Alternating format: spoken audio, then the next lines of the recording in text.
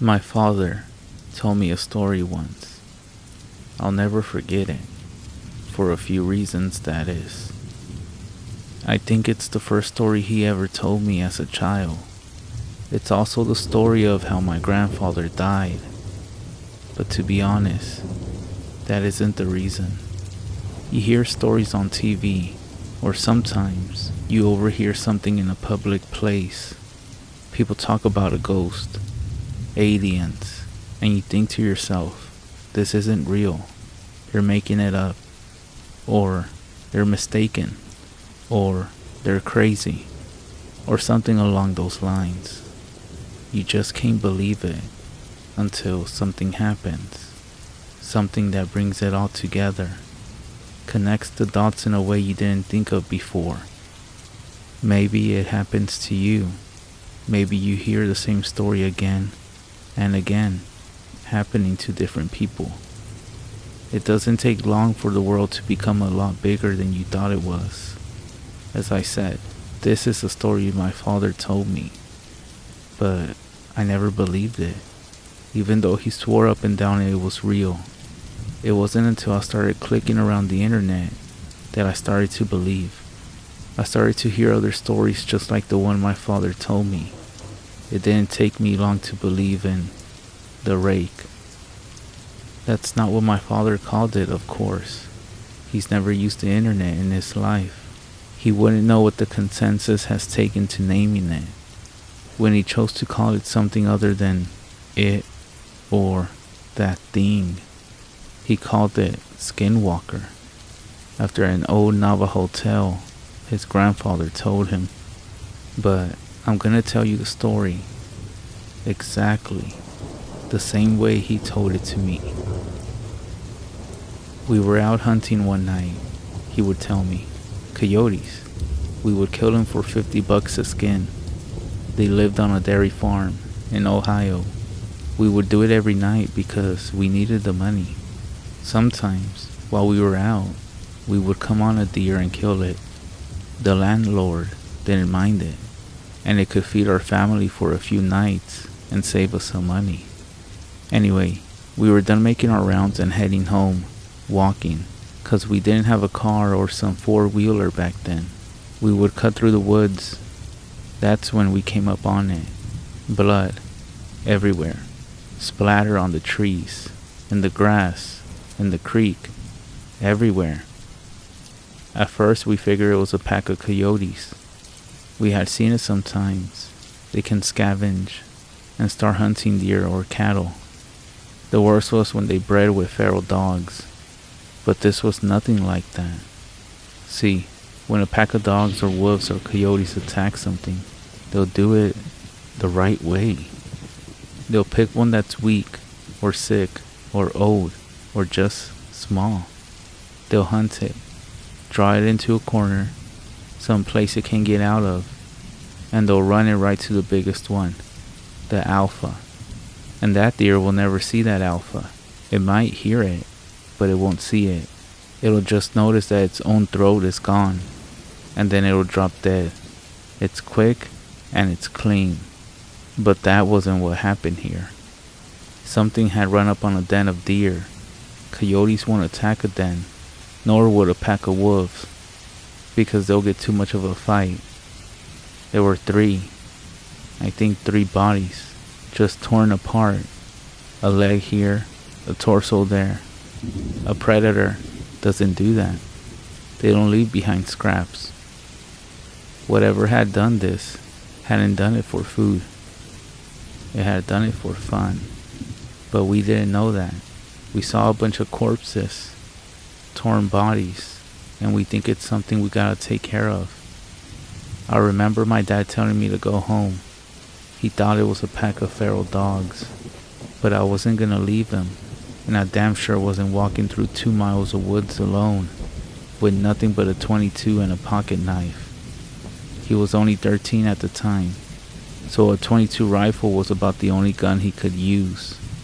Dad had a shotgun, and I wasn't going anywhere without it.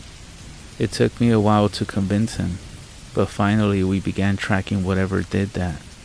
It wasn't difficult either. We just followed the blood. It seemed like that thing bled a deer before it got away, or it dragged one for a mile. I don't know. I know that I never seen my dad scared before that night. We started hearing noises, and I've been in a lot of woods my whole life. I've been all over the world, and I ain't never heard noises like I heard that night. I heard things screaming. Deer, fox, rabbits, raccoons, birds, just scared. Keep in mind, this is maybe 12 or 1 o'clock, except the fox and some birds. Nothing was supposed to even be awake, but they weren't just awake, they were moving. I saw a flock of birds that night fly straight into trees just trying to get out of there. We came up on a pack of coyotes, nearly shot a couple thinking it was what we were looking for, but then we saw they were running towards us, and they ran right past us. Didn't even notice. Then some of the deer did the same. Then some rabbits, squirrels, foxes, even a couple of wild hogs. These things were supposed to be eating each other, and the only thing they cared about was getting out of there. We should have put it together that maybe whatever we were tracking, it wasn't something we were supposed to see, and maybe it wasn't something we could kill. I don't even know why we didn't just go home. I guess we were curious. I think that was my dad's nature, to go towards trouble, to fight. And knowing what I knew about what my father did during the war, my nature was to stay close to him. We finally get into an open valley. It was normally a soy field, but it wasn't in season, so it was just flat dirt. We saw the tracks then. A lot of the animals fleeing the forest had paved over the land, but where that deer blood was, nothing had taken a single step. It's almost like they were leaving it for us to find. The tracks were shallow. Whatever it was couldn't have weighed more than 100 pounds, but that didn't mean much. A bobcat weighing 40 pounds wet nearly tore out my damn throat once. All that means is that it's quick and hard to hit. So we follow the tracks, and it doesn't take us long to find out where it is. There's this old schoolhouse that sits on top of a hill. Half of it had been ripped out by a tornado, but nobody lived there. Not for a long time. We caught homeless people in there, sometimes, or druggies looking for a safe place to shoot up. We figured maybe that was it. Maybe it was some sick kid riding a high. But we didn't think that for long. We get within 50 yards, and we hear this noise. A screeching kind of sound. It was sort of made up of two different sounds. One was a high-pitched screech. Another was a low-pitched growl. It was making both at the same time. We get within 20 yards and we hear the sound. I can remember thinking that it sounded like paper being torn apart, while someone was swinging water in a bucket back and forth. Dad looks at me, kneels down, and whispers, "I gotta stay behind him, 'cause we're about to corner him. Any animal will fight when it's cornered, especially when it's a predator.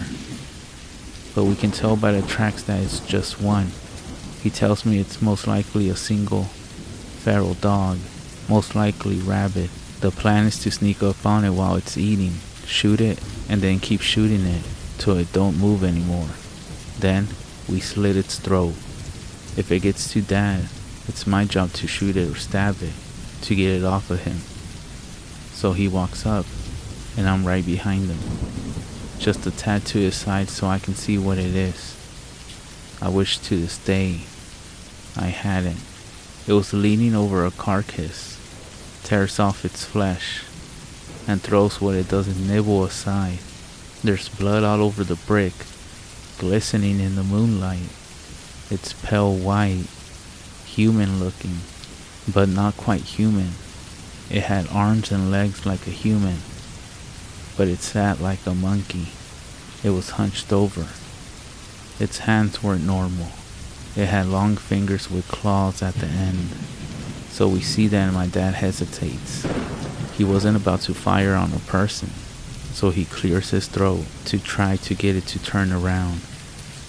I swear to God, All the noise just ceased. I ain't never heard true silence before that. Nothing, and I mean nothing, made any noise, which made it all the louder when it turned around, made this shrill cry, and jumped on Dad. He got a shot off. I think he missed. If he hit the thing, it didn't mind, but it was on him. I started shooting it with the 22 point blank, but it barely bled the thing. I got off 5 rounds, and then I started hitting it with the gun butt, but it wasn't budging. It didn't even acknowledge that I was there. It clawed at my dad, taking off bits of his flesh. It started on his torso, ripping off the skin. Then it moved up. It tore off his throat. It tore off his nose, his eyes. It scalped him. Then it started digging in and ripped off the bottom half of his jaw, the little bones in that tube in your neck, then his ribs. I don't exactly remember what happened, but somehow my dad's knife ends up in this thing's shoulder, and my dad ends up on my back. I'm running, and by God, I'm running faster than I ever run before or after, and it's following me. I end up back in the woods, opposite the ones we've been in. I'm heading towards the landlord's house, 'cause it's half a mile away. I can hear this thing screeching and moaning. I hear the tree branches crack and get thrown around. It sounds like someone's taking an axe to every single tree I pass. It's cracking so loud and often, but I just ain't looking back. Finally, I trip into gravel. I look up, and there's my landlord and a bunch of his buddies drinking around a campfire. I scream and I cry, and they come over. I'm telling them to call an ambulance, and he looks at me, and I'll never forget what he said. "What is that on your back?" he asked me. Just as he said it, he saw one of those god-awful flannel shirts my dad wore everywhere. It was what was left of my dad. Most of his head, his torso, but nothing after the waist. Suddenly, we hear it, screeching. He grabs me. My dad gets thrown on the ground.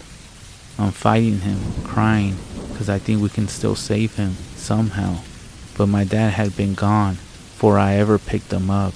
He has to pick me up and throw me inside before I come with him. He and his buddies were all inside, and they're locking doors and getting guns.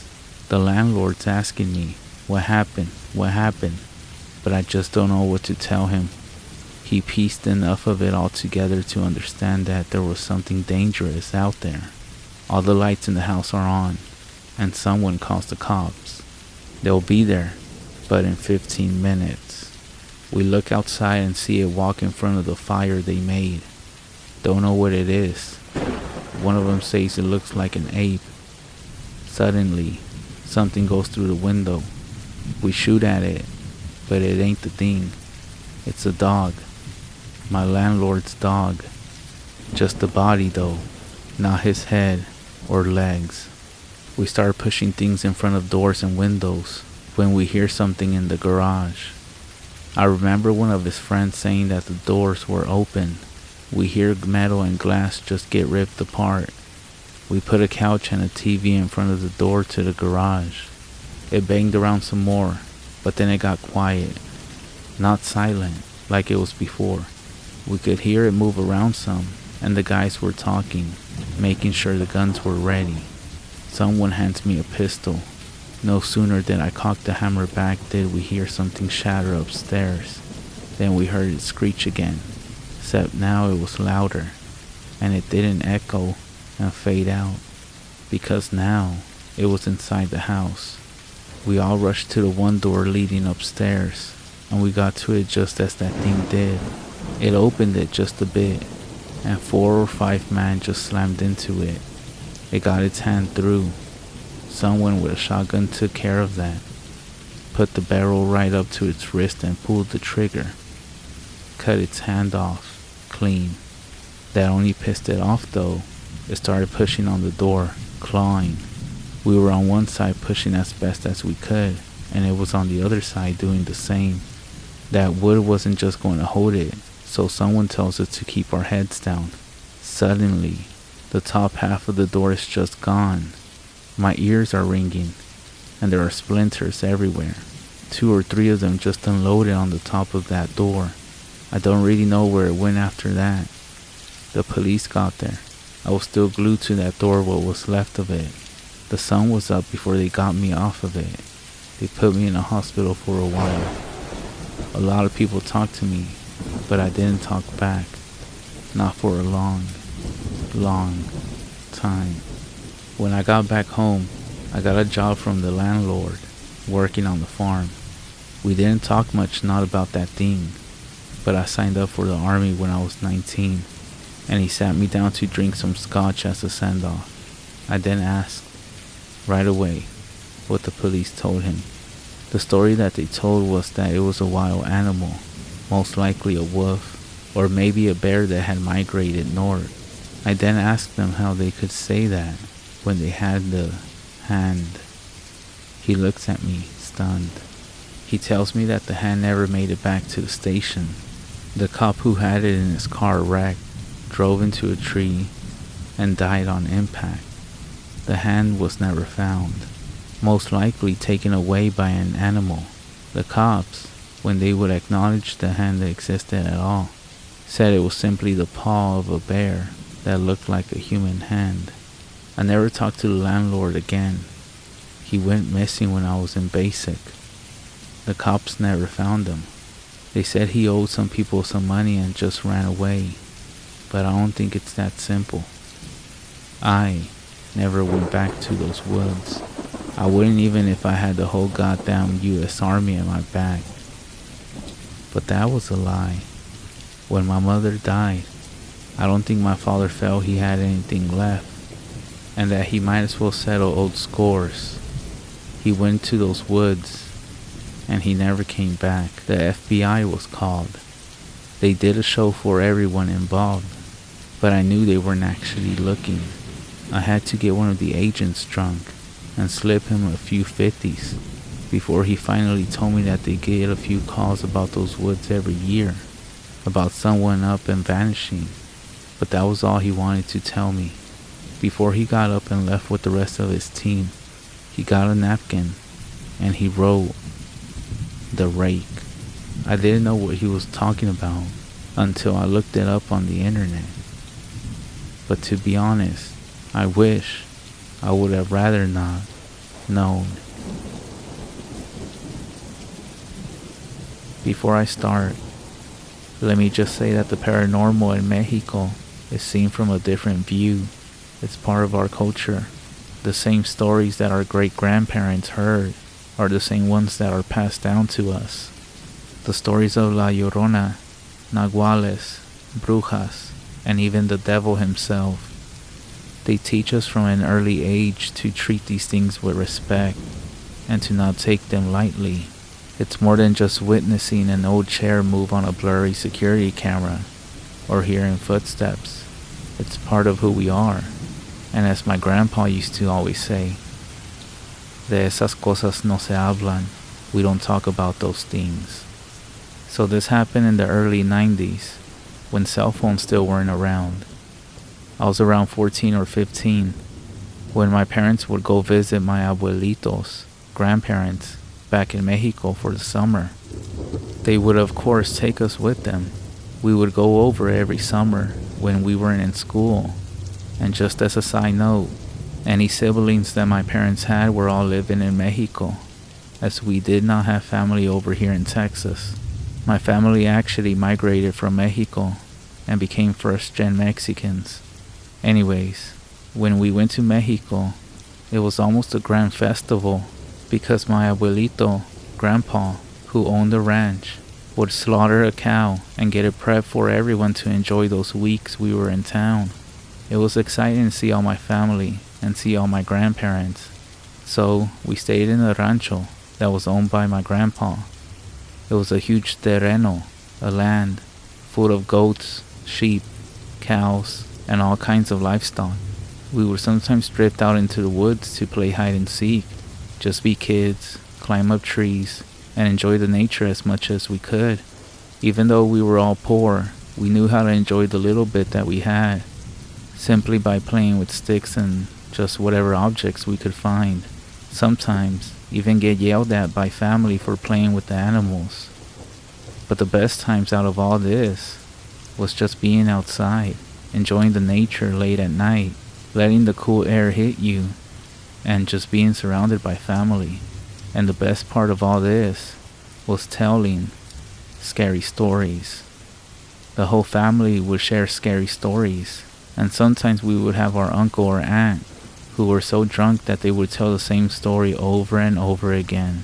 My grandma used to tell us a story about a drunk guy who would leave the fiesta club and walk through the terrenos late at night, encounter a beautiful young lady, and when she would turn around, she had the face of a horse. My grandpa used to tell us about his experiences while tending his livestock during the week. He always used to say how there were crows that would be laughing at him when he was outside working. He said that one day he was tired of them and he was trying to shoot them, but he would always miss and they would fly away, cackling. But one of those nights when we were outside telling scary stories around the campfire, my uncle busted out with, "Oye, platícales de la historia del nagual. Tell them about the story of the nagual, Skinwalker." My grandpa just stared at him. Let me explain that the word Skinwalker is tied to the Navajo nation, which is basically a witch with the power to shapeshift. Well, in Mexico, we have what you call the nagual, which comes from the Aztec language family of my ancestors, including the Nahuatl language. In summary, a lot of people say the Skinwalker belongs to natives, and I agree. The Nahuatl is a native in Mexico. A few seconds passed and my grandpa just kept staring at my uncle. I then said that I wanted to know, and my grandpa responded with, "No, mijo, de esas cosas no se hablan aquí, porque así es como los invitas en tu vida. No, son, we don't talk about those things here, because that's how you invite them into your life." It was an awkward silence, and the conversation shifted to something else. After some jokes and laughing, it was around 1 a.m., and it was decided to go inside and hit the hay. As I was in the room with my cousin, who lives in Mexico, there in the ranch, and I asked them about the nagual. He told me that they had encountered a nagual a few weeks ago and chased it but ran away. Last week, before we all arrived, they found some goats, almost decapitated, hanged on his fence with their tongues ripped out. And a few days ago, when he was sleeping, he said he heard what sounded like loud footsteps outside their house. When he went to wake up our grandpa, he went outside and didn't see anything. Since then, he said he's been calling a priest to come bless the house and the ranch itself. The next day I woke up to the sound of my uncles and others making noise and banging on my door, telling us that it was time to get to work. Yeah, for those who are wondering, we still had to work simply by helping out with the livestock. So after about an hour of sleeping in, we decided to go outside and help them out. As we step outside the porch, my cousin says that my grandpa should be about 3 acres that way, so we start walking. As we are walking, I ask him about the nagual again. As I'm following my cousin, he says, "Look, you see your aunt over there? She's tending the goats and sheep, but she's actually saying a prayer over all of them, because they say the nagual can shapeshift into anything." Now it makes sense as to why this year, when we went over to the ranch, Grandpa wanted us to not wander out in the woods this time when we went to visit them. Nothing happened after that, and that was the whole talk of the Skinwalker. To be honest, I just didn't feel safe no more in the ranch. Even when we were outside gathered around the campfire, I would always be checking my back and staring deep in the woods. Now that I think about it and reflect back on these moments, I always felt like something was drawing me out there, almost calling my name. Unfortunately, that was the last year we went to the ranch. Apparently, there was some dispute between my grandpa and some drug cartel leaders that wanted to, quote, purchase the land from Grandpa. To be honest, I'm glad my grandpa got rid of it. because after that story and that year, I didn't feel safe going there no more. Even now, just because of what happened there and the stories that my cousin told me, I just don't feel safe around any woods or talking about these things. There's a reason why it took me around 15 years to finally speak about this. Has anybody else had any encounters like this? Let me know.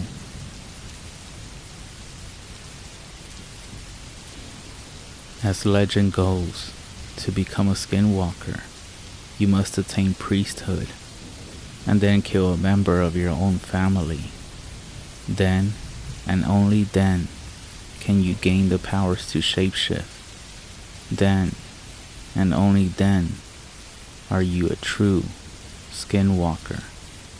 According to local folklore, a man had just done that. An Indian priest not only killed one, but 5 immediate members of his family. They never caught this man. He disappeared into the woods, never to be seen again. When Jason and Alex set out for their camping trip, they knew all the old legends, and they laughed at the idea that a skinwalker would come get them if they ventured out onto the old native land. The same land that the supposed murders took place. And why should they believe the legends? A legend of a man becoming a beast? Jason and Alex were brothers. They spent their entire lives together until Jason had gotten married. Then, Jason moved away and started a family, but not Alex. Alex stayed in their hometown, tending to their parents, making an honest living off the land, and try to be a good person. And Alex had succeeded at this. He hadn't broken a commandment in years, and was well on his way, well, in his own mind, to heaven. 3 years had passed between their last get-together, and 3 more might have passed if Alex didn't insist on a camping trip. But insist he did, and there they were. It was getting dark, and the 2 of them were laying out under the stars. They were deep in the woods, and they had no GPS or maps, but they knew the path back from where they were. They had gone there as kids. Never know, huh? Alex replied. He only caught bits and pieces sometimes. We can never let Dad know, Jason said. Know what? That we stayed on the old native land past dark.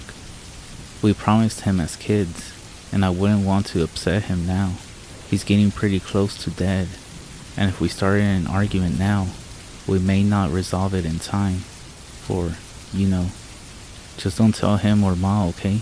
Okay, sure.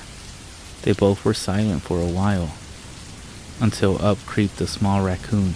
Well, look at that, Alex called, as he pointed towards the critter. It stared at them for several minutes, not moving, not attempting to flee when they motioned towards it.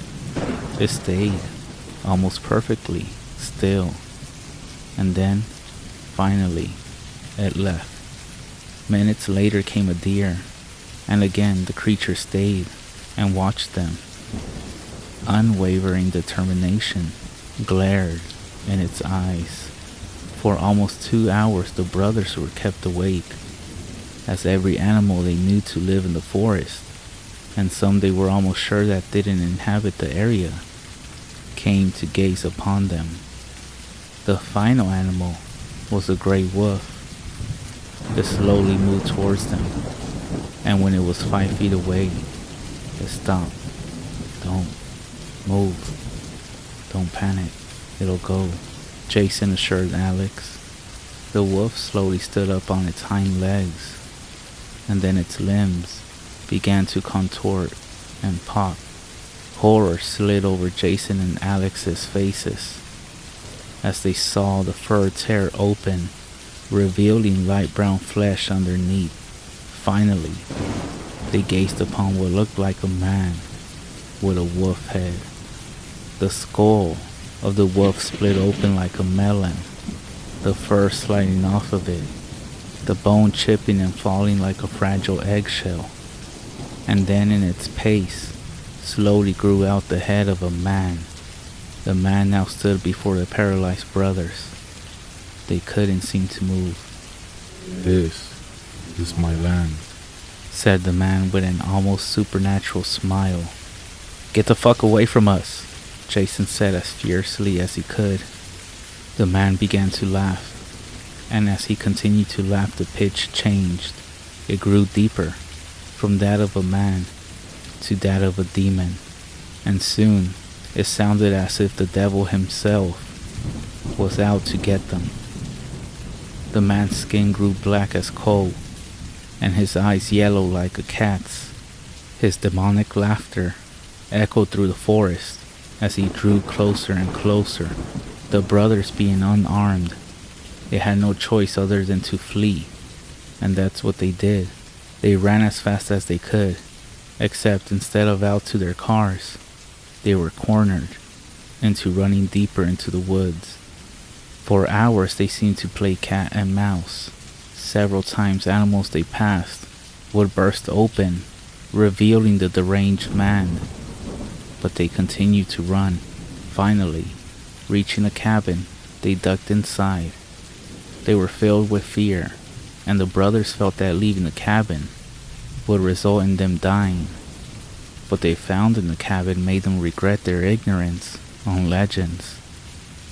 For in the main bedroom of the cabin were corpses, at least 100 of them. Every animal they had seen that night was there. And then they saw larger bodies, human bodies. It was then that the man burst into the room, except he was once more a wolf.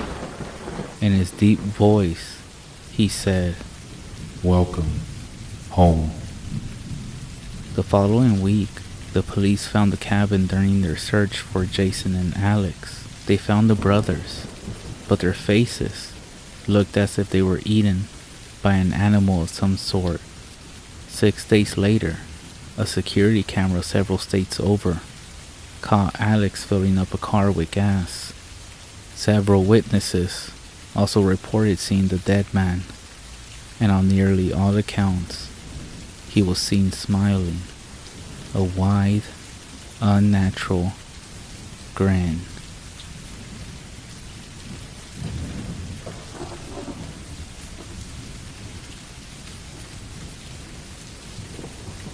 If you're reading this, congratulations. I'm most likely dead, or maybe worse. My name is Daniel, and I own quite a bit of land up in the Appalachian Mountains, left to me by my great auntie. So far, in the years I lived here, paranormal and downright disturbing things have happened to me here. People told me to just leave or report it, like I never done that before. To them, I'm just the young guy that went crazy a little too early. It bothers me that normal people have no idea what goes on up here, all alone. You see, my first encounter with them, I didn't know how to deal with them. I didn't even know what they were called until recently. It's important, or at least it's important to me that some of the tricks I have learned throughout the 3 years I lived up here could be of use to somebody one day. My second, or maybe third time I was being stalked by a skinwalker, it felt like I was walking in circles. I had a camera with an SD card pretty deep in the woods, but when I tried to walk back to my cabin, I kept passing the camera. I was walking in circles. This went on for hours. The sun was setting soon, and I was quite thirsty at the time, I remember. I sat up against the tree my camera was mounted on, and actually started crying. It was watching me, I guess waiting for me to fall dead. I hit myself in desperation a few times, trying to think. I sat up and took a very deep breath, wiped the water from my eyes, and it dawned on me.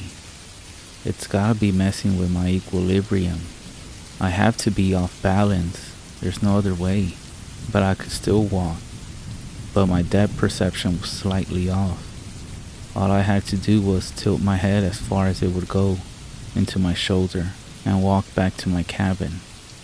My ear was pressed into my shoulder, but even with one ear, I could still hear how anxious the creature sounded, pacing in the woods, hoping I didn't get away.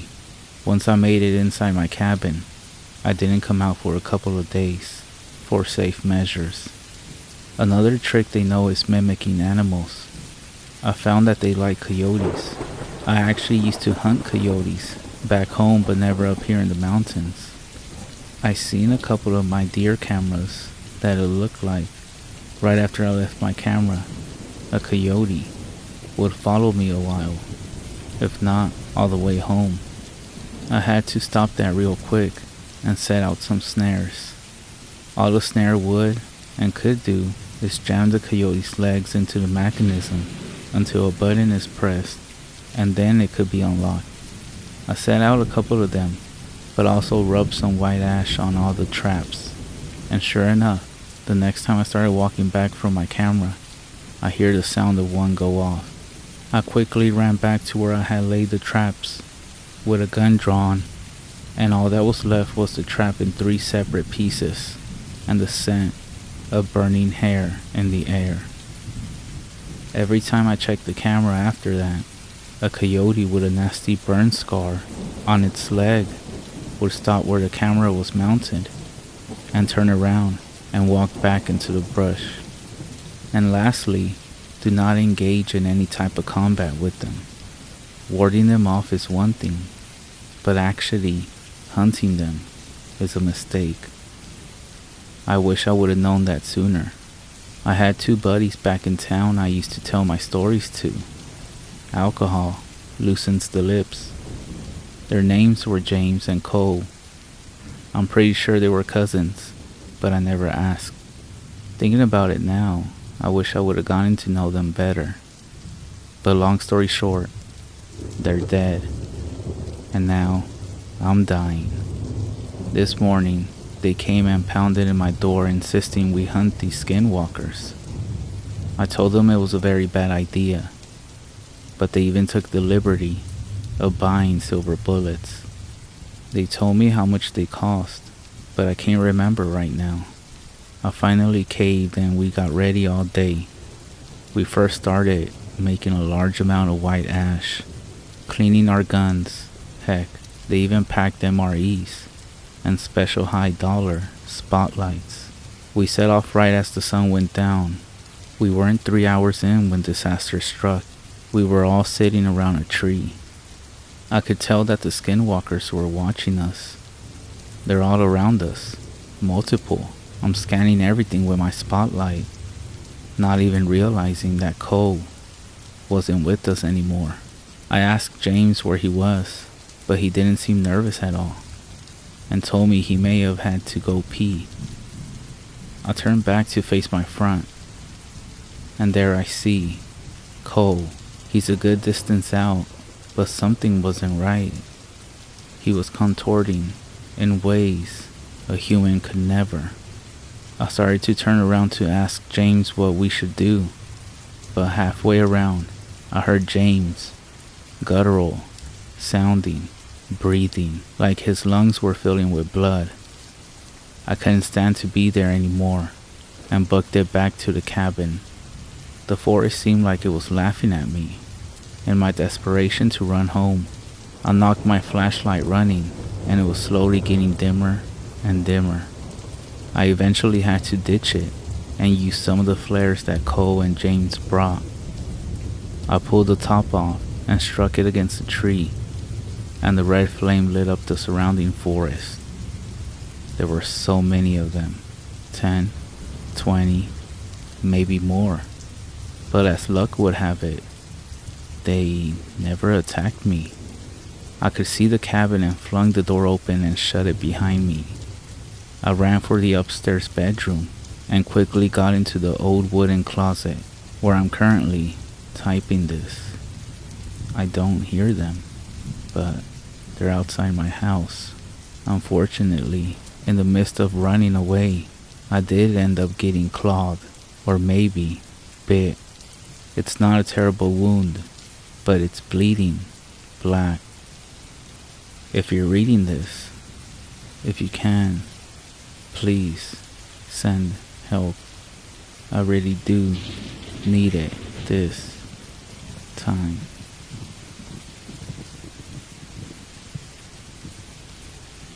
This story comes from Gallup, New Mexico. Family members are inside their home and getting ready for bed. All of a sudden, the dogs outside start raising a ruckus. The man of the family, including an uncle and some nephews, go outside to investigate, concerned about coyotes getting into the hen house. They think they see something moving about within the trees to the back of the house. The uncle picks up a handful of rocks and throws one after another into the trees. However, they hear or see nothing further outside of the ordinary, and so they end up returning to the house. With everything normal, the night is quiet and the dogs have stopped barking. They decide it's safe to go into bed. Just then, they hear a loud rustle from the trees, from the limbs whipping and branches snapping. They rush back out to the yard. All is quiet again. For 30 minutes or so, they stand guard, but not even the wind is blowing. The next morning, they go back outside and see that the gate to the hen house, as well as the door, is wide open. All of the birds are gone. The man ends up searching the yard, and out by the outhouse, they discover, instead, an odd set of tracks going back and forth, as if something upon 2 feet was pacing between there and the trees. Finding no signs of the chickens, they return to the area around the hen house to look for similar tracks, knowing that only one person or someone similar could have opened the gate and the door. But the only marks they find are within the pen, and they all belong to chickens. The grandmother, who is standing at the back door of the house, tells them that it was a skinwalker. She says a prayer, and together they yell in a loud voice and in Navajo, "Go away, go bother someone else."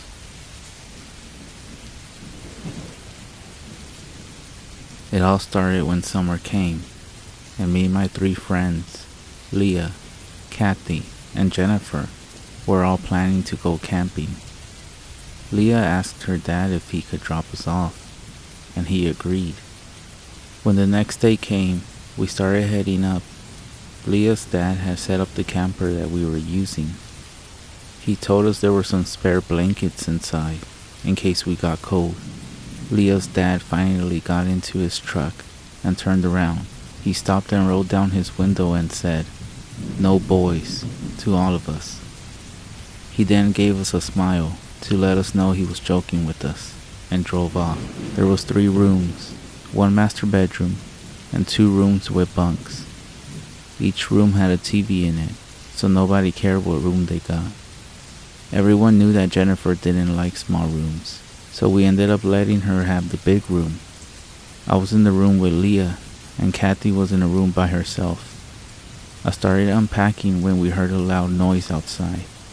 "Leah, did you hear that?" "Hear what? That noise?" We both looked at each other, startled, and then continued unpacking. But something seemed off. It was the fact that Leah was so chill about it. I was done unpacking, so I walked outside and started a fire. Jennifer walked out, and then she asked if I saw it. I responded with, "Saw what?" That's when she started freaking me out.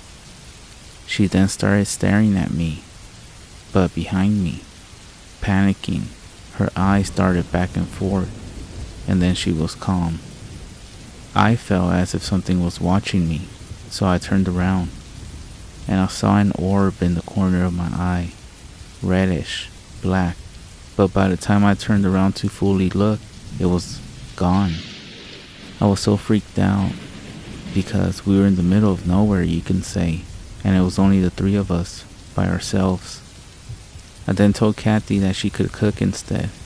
We had her family's secret recipe of shepherd's pie, and a bunch of vanilla cupcakes. There were about a dozen cupcakes left in the open box, so we just left it on the table and went to bed. I could hear the TV coming from Kathy's room, so I punched the wall and told her to be quiet. Right after I said it, everything went quiet. But then, there was a small scream in the distance. It didn't sound human. It gave me chills that ran down my spine, but I ended up dozing off. But then, I woke up in the middle of the night, hearing noises, like if someone was in the kitchen. I wake up Leah, and then we walk out into a small hallway that led into the kitchen. We saw Jennifer sitting on the table, just staring straight ahead, with Kathy being right behind me. We were looking at her, and Jennifer was making weird noises, weird sounds. She was really creeping us out. She never did this or stared into space this often. But then I noticed something in the corner of my eye. It was a shadow. It was staring at Jennifer, and then it slowly turned to face me and Kathy. I froze. Kathy froze. Then Jennifer looked at us as if she was being mind controlled.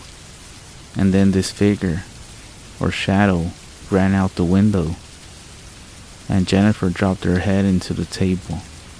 We were trying to wake her up afterwards, but she wouldn't wake up. This experience still scares me to this day, and it is only one of the creepiest things I have ever seen. Me and the others are still very close friends. We even live together now. But we all remember that night and whatever it was that we saw.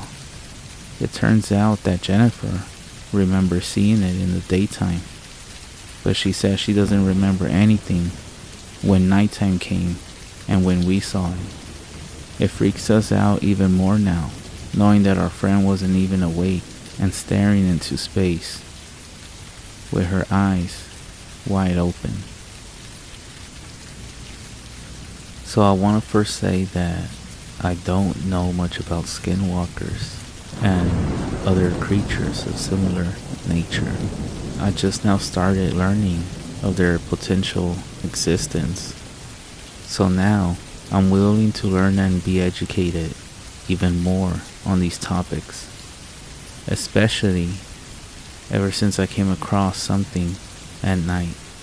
There's this park my girlfriend and I, we used to go to smoke there a lot, and we encountered this same dog-like thing multiple times, and it was always at night. It looked like a really huge black dog with round bear-like ears and yellowish eyes. The first few times we saw it, we didn't think much of it, but then we noticed that it kept just like spawning in. It never made a sound, and it always just stared at us, and it would follow us around the park in a creepy way. And just an FYI, we encountered this dog while we were high and while sober on many different occasions. Anyways, we ended up not going to that park no more. But before we stopped going, one of the creepiest things that's ever happened to me happened at that park. We were walking from the parking lot to the park, and we would just see this thing emerge from behind a tree and follow us and try to block our path back to the car. Sometimes we had to run and jump a fence just to get away from it. We never had a single dangerous interaction outside of this one time we were at the deepest corner of the park that was bordering a small forest, and we had to jump about 2 fences to avoid that thing. I do have a theory. It could be a stray, but it really did not act like a dog at all. It didn't even feel alive.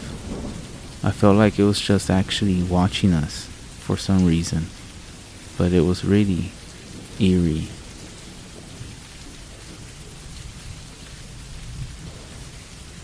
I'm going to start this off by saying it's a long read, but it's worth it. My friend and I were talking about this creepy experience we had, and I'm trying to get to the bottom of it. So I figured I'll turn to Reddit for some answers, if there are any. People might think that this is fake, but I don't care, whether you believe it or not. I have no clue if this animal or creature is a skinwalker or just a very creepy animal. This took place around 2019, and I do live in Tennessee, right on the outskirts of the Appalachian Mountains. So here it goes. 2 of my friends and I were driving on a desolated back road at night. We were jamming to music and talking. Everything was normal. I was driving. My friend Hannah was in the passenger seat, being the DJ, and our friend Chris was in the back seat behind me. Hannah was trying to pull up a song on YouTube that wasn't on Spotify, so it was silent for a bit.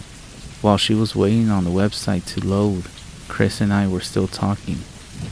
We then came up on a small animal in the road, but I didn't think anything of it. Well, I expected the animal to move pretty quickly once it saw us coming down the road, but it didn't. As I got closer, I slowed down to let the animal have enough time to run off, but it still stayed very still. It almost looked frozen, and the closer I got, I could make out that it looked like some kind of cat. The only thing was, it didn't look like any sort of cat I ever seen. It looked like it had fur, but the fur was flesh colored. Its ears were very small, almost like the ears of a kitten, even though it was only a tiny bit bigger than a house cat. It was laying in a way that looked like the Sphinx was facing us. The scariest thing about it, though, was its eyes. Not to sound over dramatic, but its eyes literally looked like the pits of hell were burning inside of them. They were bright red, orange-like, and had twinkles of yellow in them that reflected off the headlights. As we got closer, the whole car was silent, and I just stared ahead. This cat scared the shit out of me, and it still wasn't moving. I felt a huge pit in my stomach and began having intense anxiety. It was almost like I was frozen, but I was not about to stop to figure out what this cat was. At this point, I had to steer around a bit to pass it without hitting it. I was like 3 inches away from touching this thing, and as I slowly crept by it, I watched it through the window the entire time, and it didn't even flinch, and the eyes still had the same glow, even without my headlights directly on it. After we passed it, about 5 seconds later, Chris yells, "What the fuck was that?" I immediately start freaking out and shout, "I don't know." Hannah looks up from her phone and says, What did y'all see?" She looked behind us and kept asking. We explained what happened, and she said, "I didn't see anything behind us." Chris and I looked back, and sure enough, it was gone. We drove up the road to a church and turned around in the parking lot. We now wanted to get back to Hannah's as soon as possible. When we got back, we rushed in and told her mom what we saw. But we didn't mention that it looked like a cat. We described it as a small animal. Her mother stops for a minute and says, "Was it a cat?" We were blown away. We told her it was. And she said that her and a cousin came across the same exact thing when they were teens, only it was in a different area, and they saw it peeking out of the bushes. She still to this day doesn't know what it was, and she said that she thinks about it from time to time, even after 30 years. So I guess I want to know a few things. What was this? It didn't look like a bobcat, mountain lion, or fox. Is it a demon, skinwalker, wendigo, or unknown creature? I heard all of the legends regarding the woods at night. Don't look up in the trees. Don't respond if your mother calls your name. But everyone I have told this to tells me it was most likely a scared bobcat, or that they never heard of anything else before. So if anyone makes it this far and has some answers, I would greatly appreciate any answers.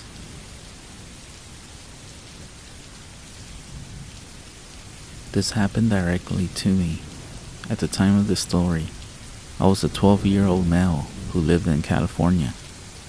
For a summer trip, me and my family flew to Idaho for a week to stay with my cousins. We stayed at their house for 2 days, then came the best part, until what happened, that is. On the third day, we drove to a small city in the Rocky Mountains of central Idaho. They owned a cabin. The first day was fishing at nearby lakes, playing games, and meeting a few of the neighbors on the small street. Everyone we met was nice. It was amazing. I thought nothing could go wrong. Let me stop here, and before I say more, here's a layout of the area.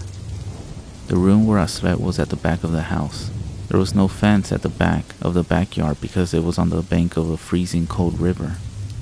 Directly on the other side of the river was a huge mountain covered by a thick forest of pine trees. A small path starts on the other side of the river, but there's no bridge. But there is a bridge, a quarter of a mile down the road, in front of our house. I went to bed that night, and I woke up around 2 in the morning, needing to use the bathroom. I got up and did my thing, then headed back to my room. As I got into bed, I felt hot, so I opened my window. Not even 15 minutes after I opened my window, I heard the most terrifying screech come from the forest. It was raspy, but a high-pitched voice. I know for a fact it wasn't human. I heard plenty of stories from YouTube channels that often describe creatures that make weird noises that sound sort of human, but aren't. I heard it once more, but this time, closer. I eventually fell asleep after not hearing it for a while again. In the morning when I woke up, we explored the town. At around 7 p.m., me and my sister and my cousins got permission from our parents to go explore the forest. I felt uneasy, considering the creepy human-like noises in the night that I was hearing. The oldest cousin, Alex, who was 16, took a loaded pistol, a lighter, and backpack of snacks. I carry a hunting knife and a flashlight. The cousin my age, Julia, took just a flashlight. My sister Brianna and the other cousin Karina, who were both 10, took some extra batteries and a small bag of candy each. We made our way across the bridge at the end of the street and back to the path on the side of the river across from the house. All of us began to hike to the top of the mountain. We made it to the top of the mountain in an hour and a half. The view from 9,000 feet was incredible. We then stayed a little bit longer up there, and at 8:55, Alex and I figured it was time to head down, and we ordered the group to the path. At this time, it was dark now, and the sun had fully set. Julia and I turned on our flashlights and shined them ahead as we walked. When we were halfway down the mountain, which was about 45 minutes into the walk, I got this dreadful feeling you get when you're being watched and followed. Seconds later, I heard something coming from the bushes, a few yards into the side of the path that we were walking on. I brushed it off as some type of small animal, and about 5 minutes after this, we heard a noise, and it gripped me with fear, and my heart dropped to my stomach. It was that same horrifying screech from last night, echoing through the forest from a mile or two away. I told everyone we needed to move faster, and we did. The noise went off again, but closer, and again, and closer. Whatever that thing was, it was moving faster than us. We were full on speed walking by then, but it still wasn't fast enough because soon the screeching stopped, and we heard loud steps 30 yards off to the right. I got that feeling that I was being watched again. Alex took his gun and fired 2 shots in the general direction of the steps.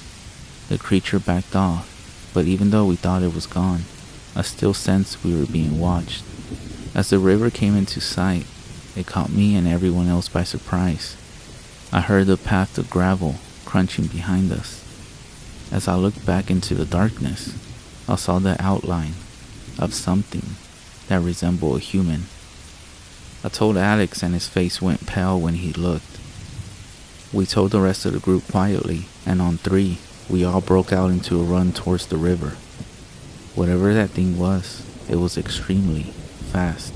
When we reached the river, we figured there wasn't enough time to get to the bridge, which was still a quarter of a mile further along the side of the river.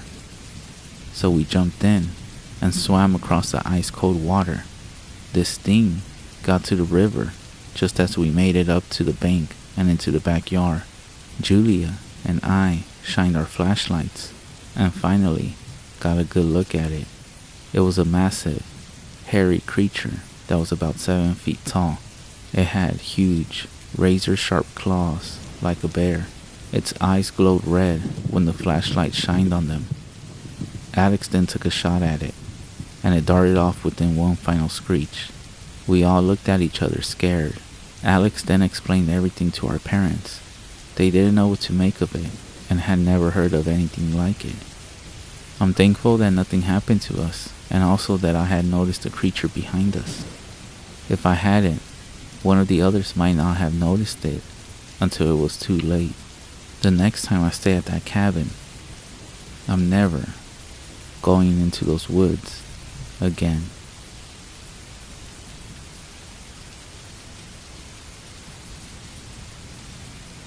Day 1. I hit a deer on my way to work. It's actually very common where I live.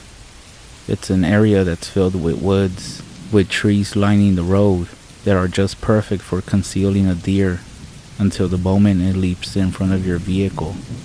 Apparently, at least 2 are hit and killed each day. My cousin and grandparents have all done it, quite a few times actually. So I guess it was a matter of time before I did. I was already running a few minutes late, putting off leaving as much as I dared. I opened the garage and stared at the black tree silhouetted while I slipped on my shoes. It's spooky, waking up at 5 a.m. to a pitch black world. I reversed the car, turning as I backed up to make a turn in my driveway. I didn't even bother to look back, cause obviously there's nothing ever there. On top of that, I know my own driveway. Well, I thought I did. I cussed and braked. That was either the low stone wall in front of the garden or something else, most likely a deer. I pumped the brake lights and looked through the back window. Nothing. I was already a few minutes late and figured I would either come home to a deer in my driveway or some damage on the house, and I drove off. I came home to none of those things. On the plus side, the car was fine. Day 7. I saw a deer today on my afternoon jog. I work the early morning shift, but have the afternoons off, and I make a genuine effort to exercise daily, no matter how tired or drained I feel. I often see deer hanging out in people's yards or the woods, so it wasn't an unusual sight. What was strange was the injury on her back right leg. It looked broken, with dry blood coating her side. I felt a stab of pity, but the way she was watching me made me more uneasy. She didn't flinch, stood like stone and stared. Despite the heat of my run, my skin was cold. At the end of the block, I glanced back to put my stomach at ease, and I saw nothing. Just a neighbor standing over the garden bed, staring back at me. Day 12. I've been seeing deer on every run I take. Every morning on my long drive through the middle of nowhere to get to work, my brights catch them on the side of the road. I think that's normal. They don't have any natural predators, unless you count cars. I haven't seen my bloody friend since last week, and I'm assuming she's most likely dead. These deer, though, the way they watch me makes my skin crawl. I refuse to let it get to me. Fortunately, I can blast my music and run faster. Anyways, whenever I see deer and check again, The deer's gone. Most likely scared off by the appearance of a neighbor or two who's shown up. They would help, if anything happened. Day 13. Yeah, fuck what I wrote the other day. I know deer are night creatures, but that cannot explain what I saw this morning. I opened the garage. On the edge of light cast by my garage was a massive deer, standing and moving silently in my yard. I jumped for my car and sped the hell out of my driveway. They didn't run in front of me, but they just watched. My hands were slipping on the wheel throughout my drive, and my heart continued to pound at work, and it wasn't the caffeine. As a matter of fact, I have stopped running after work. Day 17. I'm so embarrassed right now. I'm in tears. Since yesterday morning, I've been staying inside the house as much as possible. I was looking out my front window this evening, considering how quickly I can get in my car and through the driveway, when I saw the massive deer again. Only this time, and I know what I saw. There were about 3 people standing with them. I called 911 and told them what I saw out front. 3 police cars, apparently having nothing better to do, showed up, but the people and deer were gone within seconds of me calling. Typical. I spent over an hour with the police. I made it seem like this was the first time I had seen deer act like this. No, I didn't recognize anyone. And no, I didn't want to talk with anyone. I saw the people trespassing and freaked out. The police finally seemed to buy that, and they backed off. Day 19. I'm not sure what's gonna happen next. But please, I beg you, if you ever hit a deer on the road, or come across a deer that has been hit on the road, get out the vehicle and help it. Because who knows, one of its friends might be watching you. And if you have hit a deer before, just look out your window tonight.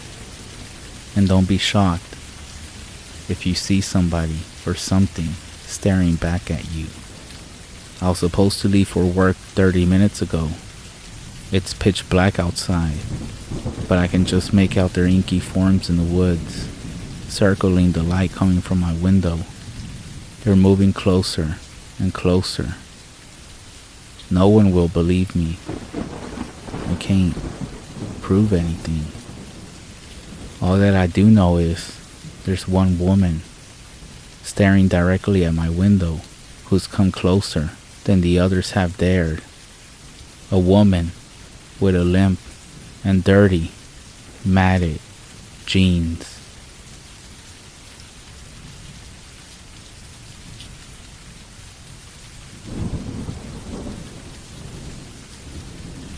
I went to high school in Arizona, and we had lots of Navajo students. One of them who told me about her grandma. She said that when her grandma was young, her family thought there was a skinwalker stalking their home. I'm not sure what caused them to be suspicious, but they were examining all of the animals. They said that even though a skinwalker can assume any animal form, their eyes still stay human looking. And what's more, because they have human ears underneath the animal skin, they can't move their ears. So this girl's grandma was going around and tapping all the ears of the goats to make sure they could twitch them. She came to one goat and gave the ears a flap, and they just stayed limp. She then said that she looked right into the eyes of the goat, and 2 human eyes were looking back at her. She said that's when the skinwalker charged into her and knocked her over before running off. She said they never saw it again. After that, I have never looked at goats the same way again, or any kind of livestock in general. As a matter of fact, you should probably look into the eyes of any pets that you own, or any livestock, before going to sleep tonight. One of them might just be a skinwalker.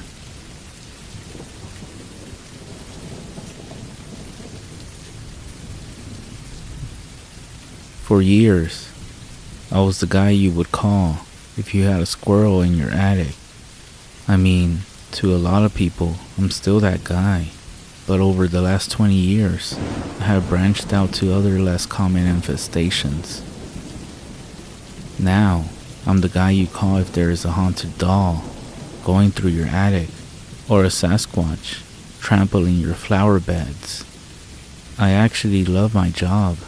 All the skills I have acquired have allowed me to travel across the country. I have met incredible people, and I have experienced cryptids like few have ever done before. It doesn't hurt that the pay is great, but the stories are even better. I have one short story for you now. It's more of a public service announcement than anything else, really.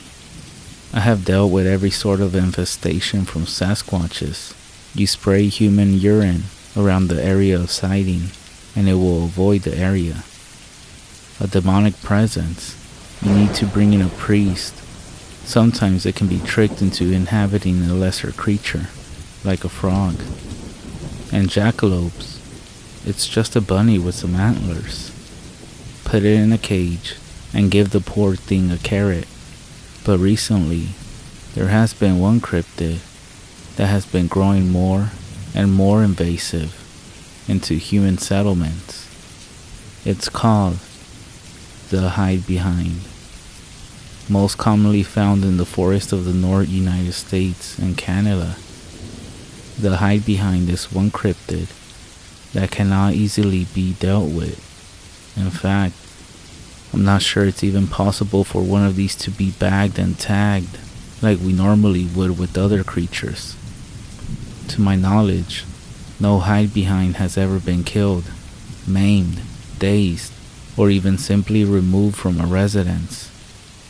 Once it has made a claim to an area, whether it be a local forest, a cave, or even, in one specific bloody case, a Bass Pro Shop, it will actually defend that area to the death. It was first documented by the Native Americans, then by the lumberjacks in the PNW of America.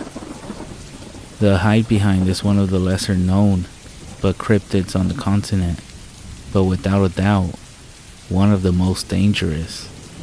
No one really knows what they actually look like. As the name suggests, as soon as they are seen, they quickly duck out of view to hide behind anything in the vicinity. Out in the wild, this would be trees and rocks. In your home, this could be a corner, a kitchen cabinet, a TV, or literally anything else they can manipulate their body to hide behind, an object of any size. In the few accounts of the sightings we have on record, they have been described as everything from a large bear, lion hybrid, to a frail and elderly woman with long arms and rashes on her skin. Because of this wide discrepancy in their descriptions, they are believed to be shapeshifters that can change their shape based on what they believe will best get their potential victim to come closer and investigate the sighting. I don't know why the hide behinds are moving into suburbs. I guess destruction of their natural habitat, but it is becoming a real problem. That's why I'm going to share this story with you now, so you know what to do if one ever shows up in your home. I pulled up to Tim's house around 12 p.m. on a Tuesday. He had called in to tell us there was a demonic entity in his house. He wanted us to remove it ASAP. They always demand ASAP. Tim had nothing going on, but people are just so much more demanding now than they were 20 years ago. I took a quick look around the house, and it was pretty apparent there wasn't any sort of demon in his residence. Not only was there no reaction to the holy water and Ouija board I had brought with me, but Tim also didn't have normal symptoms of a demon haunting him, bad dreams, sleep paralysis, or the witnessing of any telekinetic events. After further questioning, He described what he had seen in more detail. He said, "First, I was sitting right there on the couch watching TV when I got the feeling I was being watched.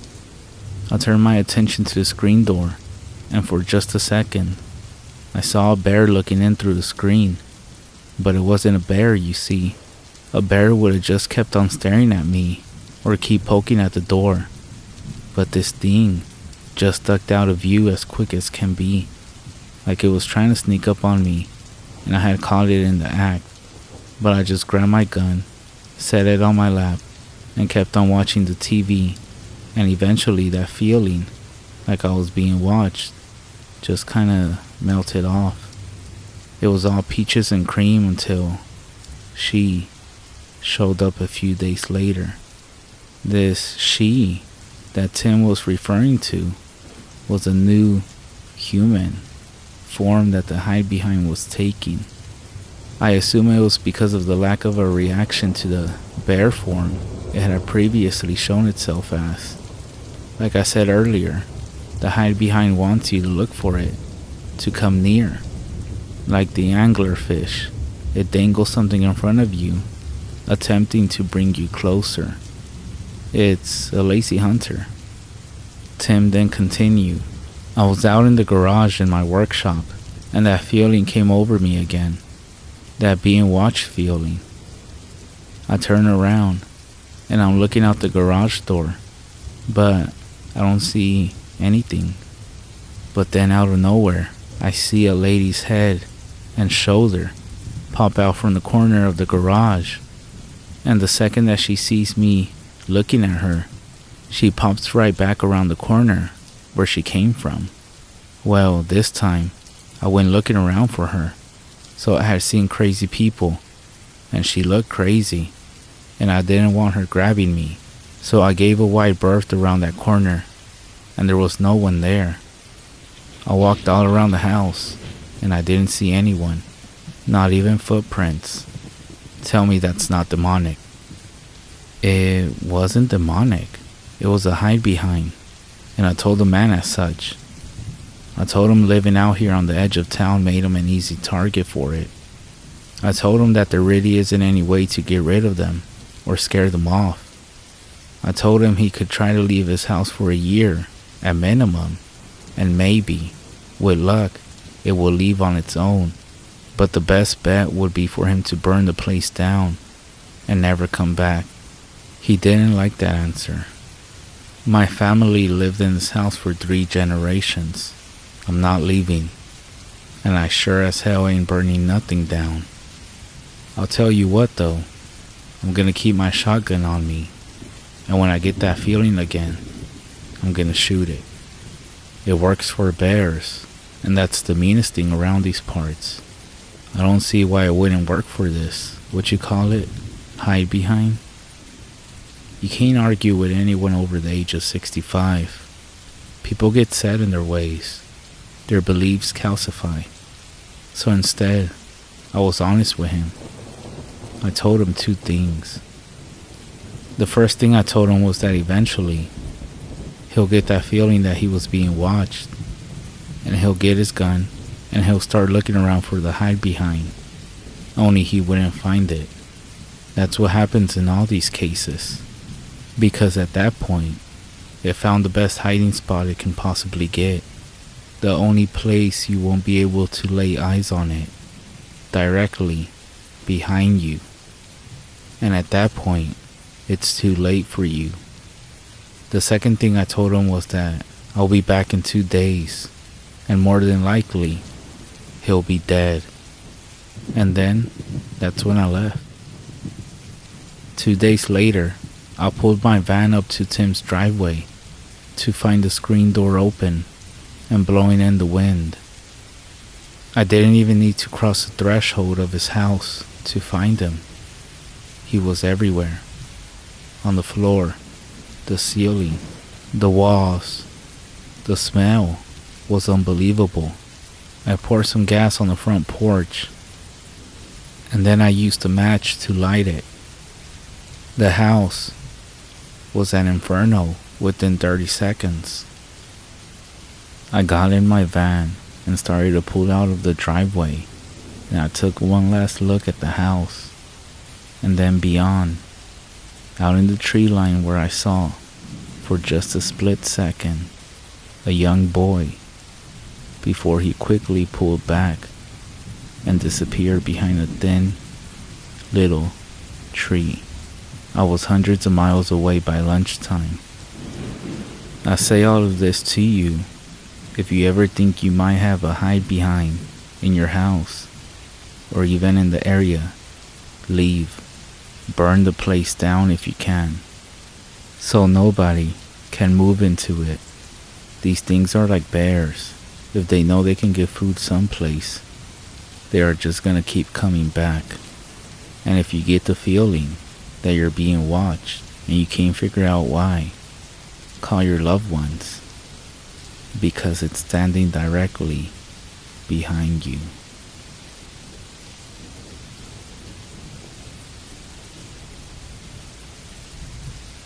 My friend and I were at a party on the Hopi reservation in Polaca. It was getting late, and we had a pretty good buzz on. Most of the people we knew had already trickled out, so we decided it was a good time as any to leave. We looked around for the friend who was supposed to give us a ride, because we had all come together. We found him in a back bedroom, drunk and passed out, so we had no choice. We're gonna have to walk. The two of us lived on the other side of the gulch. A good 2 miles. Between were nothing but trees, scrubs, bushes, and some hills. We had barely cleared the houses onto the road passing between the wooded area when we got this funny feeling we were being watched.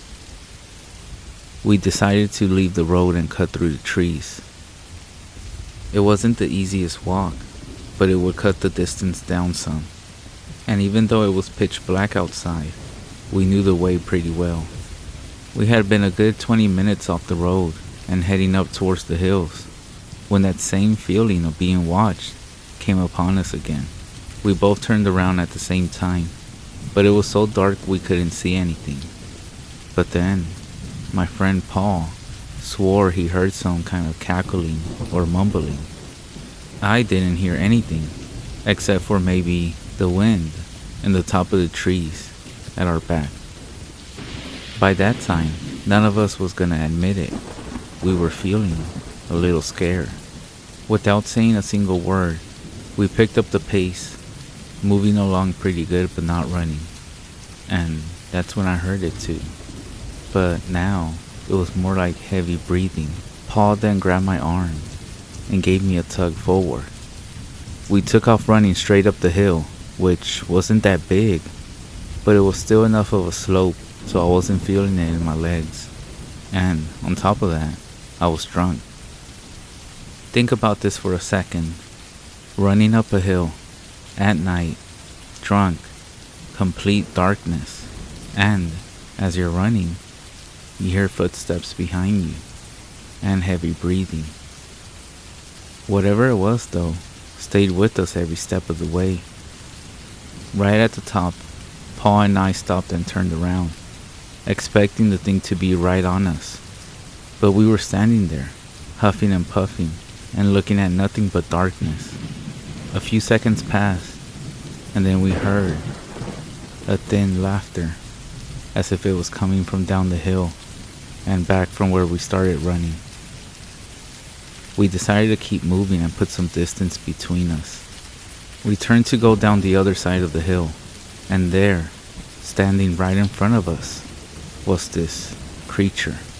It was standing up on 2 legs, like a circus dog, only much taller, with both paws extended out in front of it. It had this coyote face, and it was grinning at us, all of its teeth exposed, and its tongue sliding from one side to the other.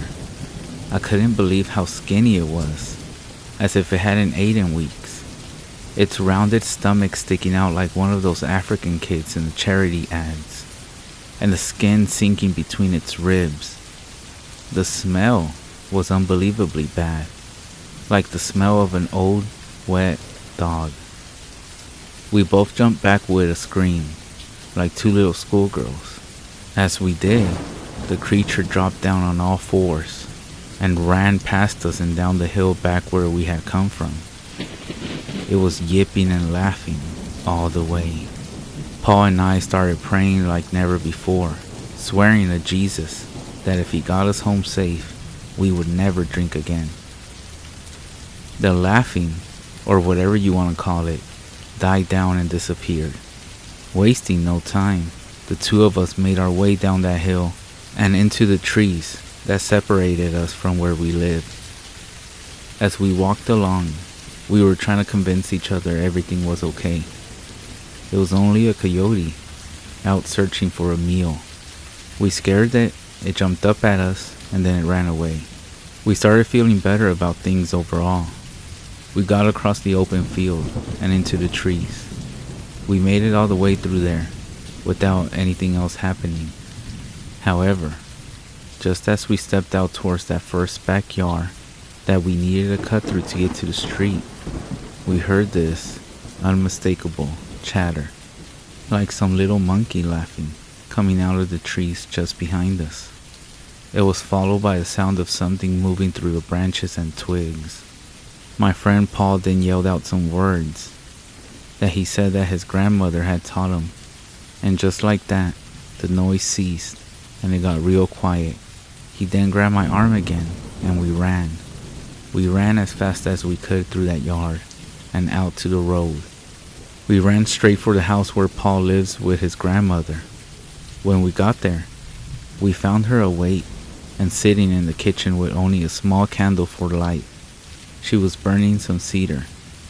When she saw us, she put her finger up to her lips and then pointed to the outside of the house. Her lips were moving, but silently. We stood there still for a minute or two, and then she spoke out loud, saying it was okay.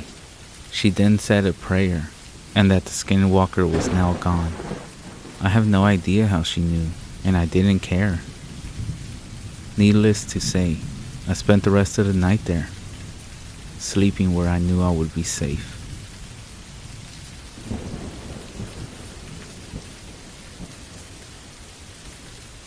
Do you love Native American legends? Have you heard of the Goat Man? No?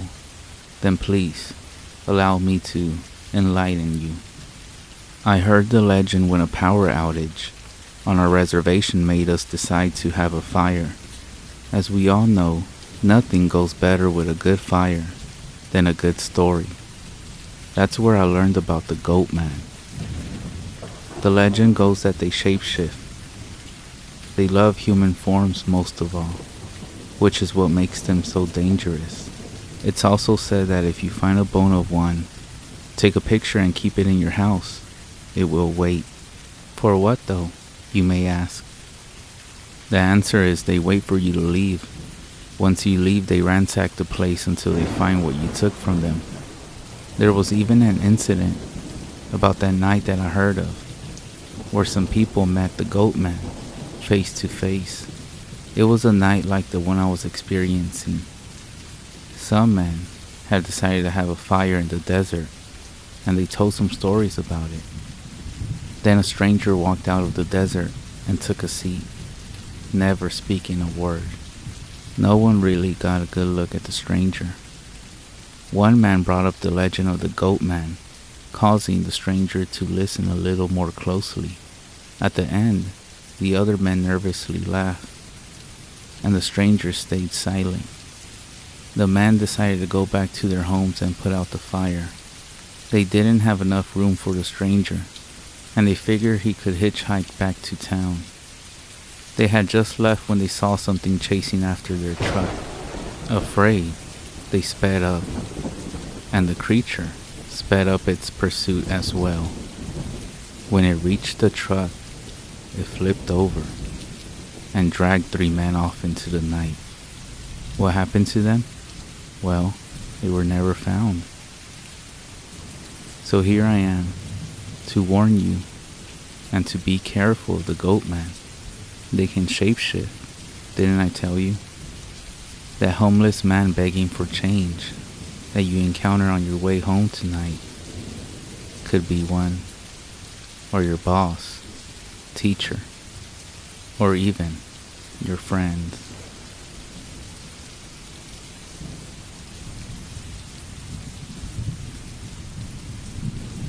This happened about a week and a half ago. I live in Washington State. I'm a 14-year-old male. I'm homeschooled, so I don't leave the house much, and I live with my mom and my dad.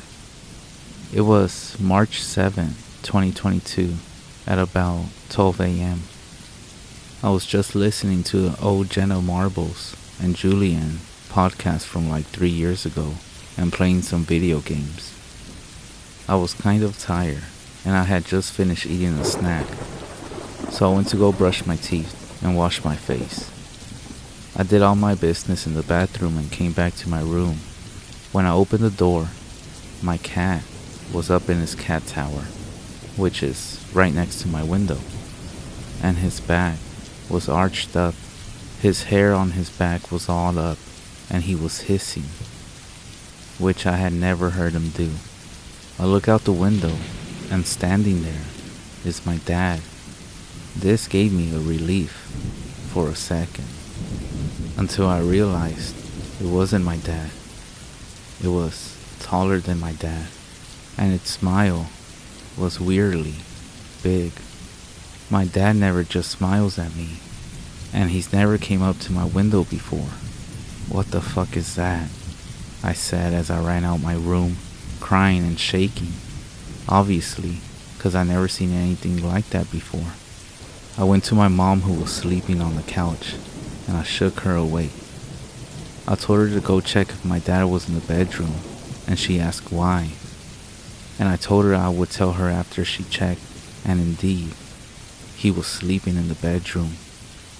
I told her what happened, and she sort of believed me, but sort of didn't.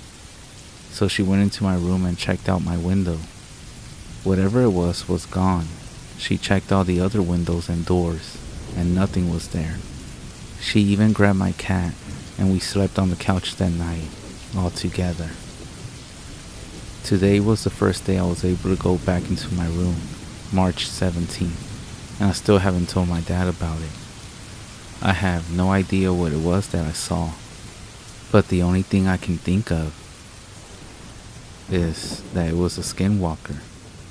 Anyway, I don't think I'll ever be able to forget this, and I'm still terrified that I'm gonna end up seeing it again. It's crazy. I looked behind my shoulder like 10 times while writing this. What the fuck?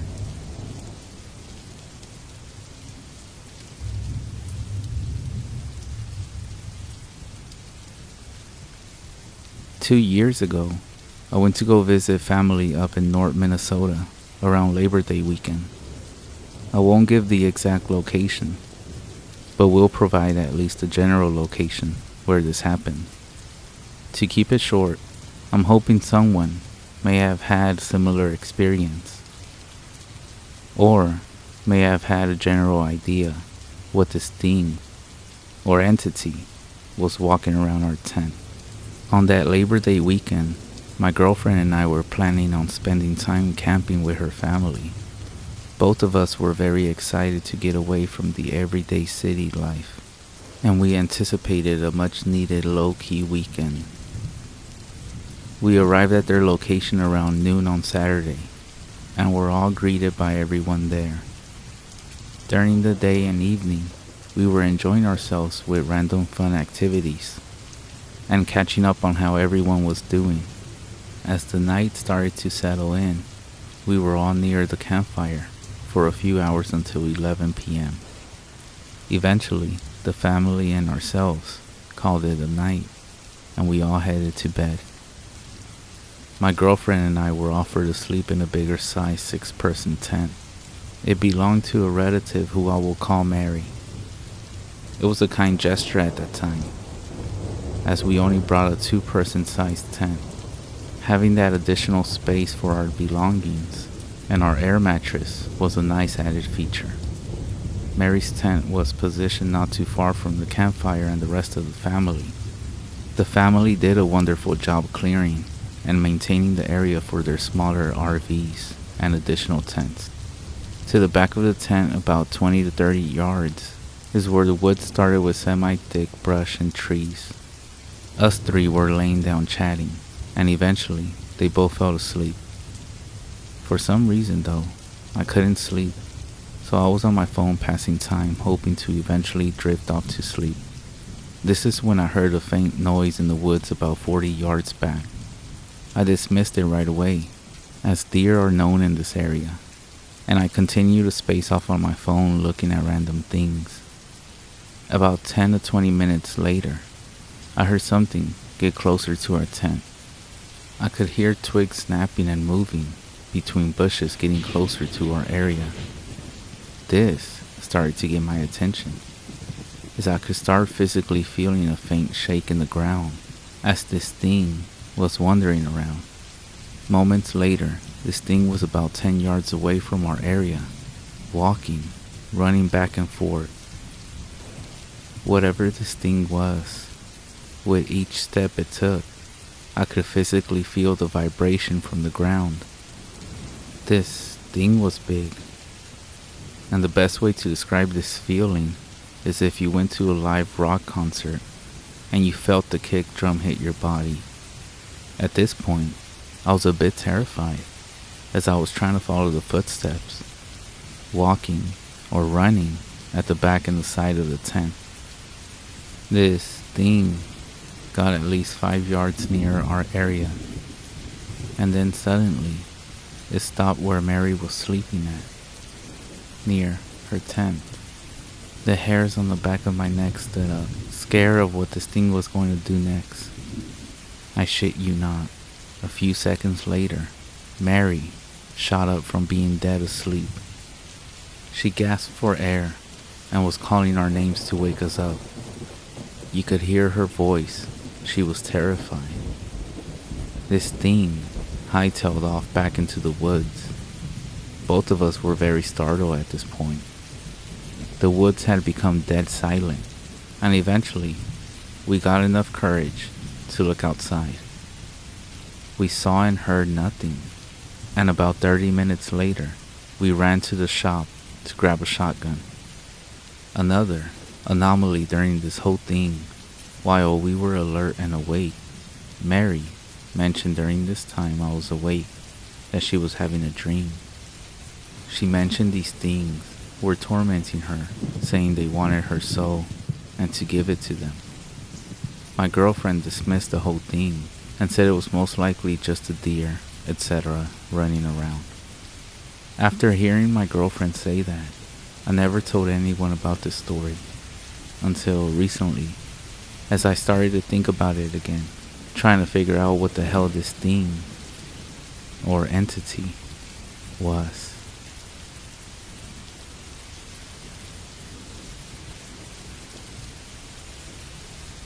My family has lived in Iowa since July of 2017, and we live in a small neighborhood with a minimum of 25 houses, and it is surrounded by a forest.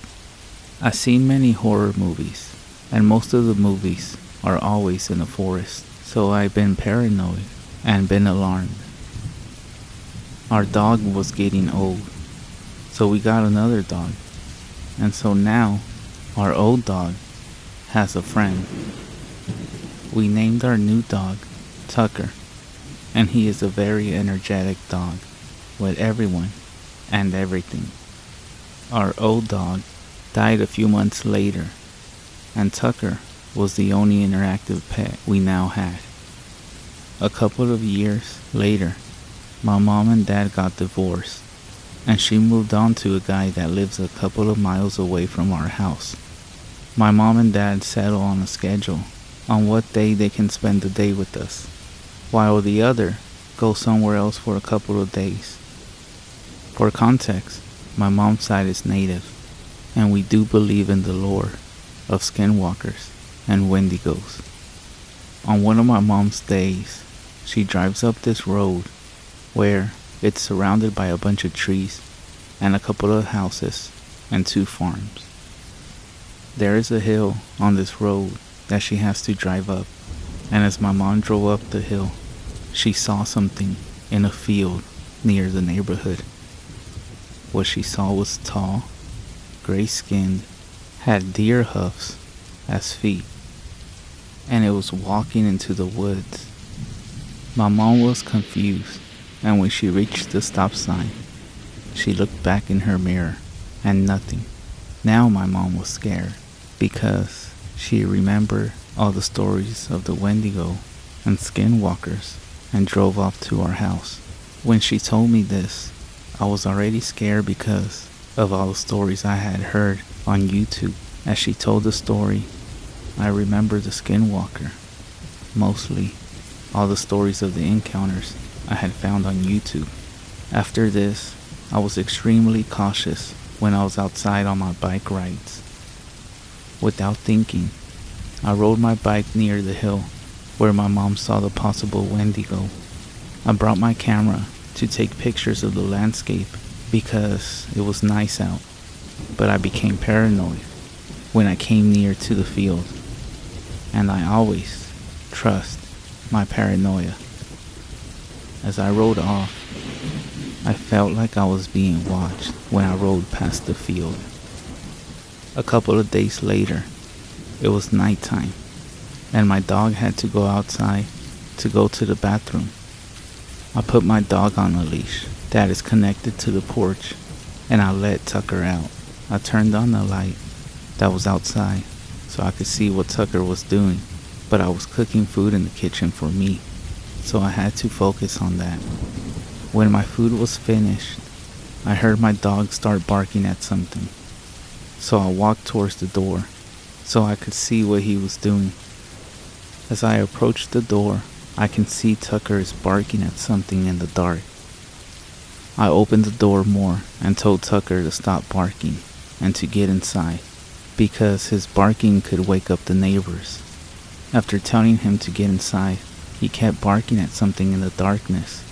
My paranoia kicked in, and I shouted to him to get inside. He kept barking. That's when I started to get scared, and I finally looked into the darkness to see nothing but eyes shining from the porch light. As I saw those eyes, my instincts kicked in to pull on the leash and scream out, "Get inside!" Finally, Tucker responds by reacting to the pull and running towards the door, and I slammed the door as soon as Tucker ran inside. I shut the porch light off and took the leash off his collar. I locked every single door and window in the house and covered every window and anything that you can look through. After Tucker was off the leash, he ran downstairs into our basement, so I grabbed my food and went downstairs to keep an eye on my dog. It's been 2 months since then, and my routine when it got dark was what I did when I saw those eyes outside. Close the blinds, lock the doors, and turn off the lights from outside. Now, whenever I'm outside, I'm always with a group of people, or I always keep a weapon on me.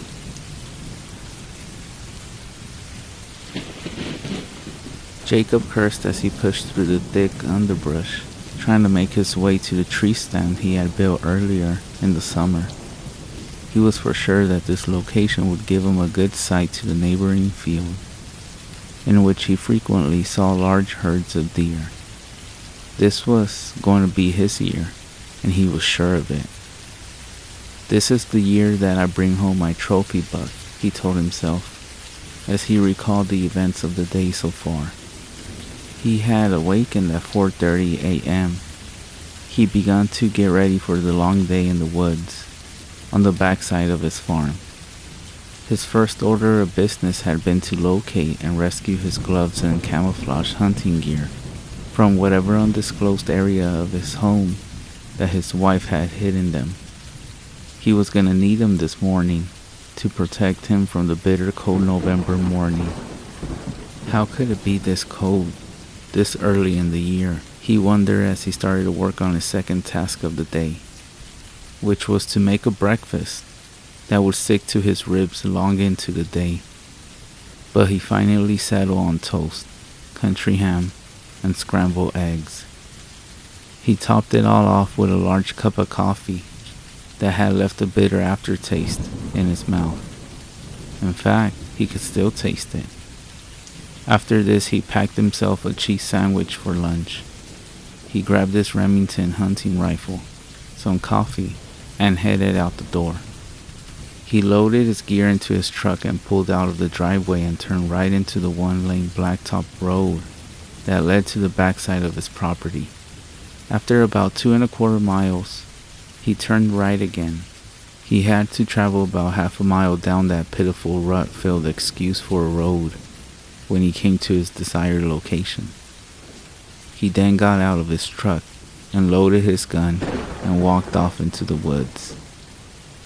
10 minutes out of the truck and he was already cold, and it was made worse by the cloudy, overcast day and the wind that was blowing through the trees, making all the leaves rattle like dry bones. Oh well, he thought, it's gonna be a good day anyway, especially if I bring home a big one. Jacob took about 10 more steps when an uneasy feeling began to creep over him. He felt as though someone had stepped over his grave.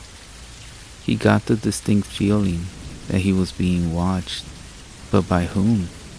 This was, after all, his property, and it was posted. No one had permission to be on his land.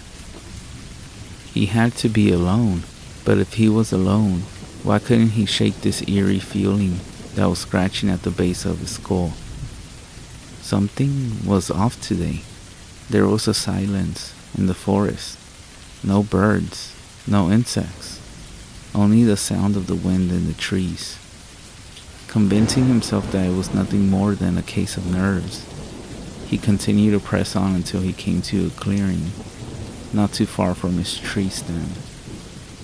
Stepping into the clearing, Jacob saw the remains of what appeared to be a large deer, but he wasn't quite able to make out what he was seeing from this distance because the sun wasn't completely up yet and the forest was still covered in shadows. Jacob then walked closer to get a better look and found that he had been correct. It was a deer, a large 8-point buck in fact. Looking at the remains, he felt a sense of dread come over him, and icy fingers dance along his spine. Something about this kill just didn't seem right. The throat was completely torn out, and the stomach was ripped open. Plus, also several of the internal organs were missing. This definitely wasn't a coyote kill, and no hunter would have done this. They would have taken the head to have it mounted. What could have done this, he wondered. A fear like nothing he had ever experienced before began to wash over him in waves. What is going on? He thought. At nearly 225 pounds and well over 6 foot, he wasn't one to give in to fear, but now he couldn't seem to calm down, and his heart was beating like a trip hammer.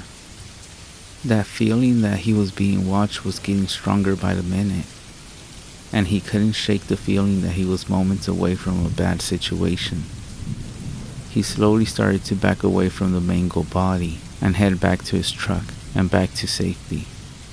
No more than 6 steps into his journey, his blood turned to ice in his veins as a deep, guttural scream shattered the eerie silence and what was left of his courage. He had grown up on the farm all of his life and had been an experienced hunter since he was a child. He was familiar with every animal in the part of the state. Fear now gave way to stark terror as he chambered around into his Remington rifle and turned around only to find there was nothing behind him. His mind raced with confusion, and he was confronted with a million thoughts at once. What should I do? What could it be?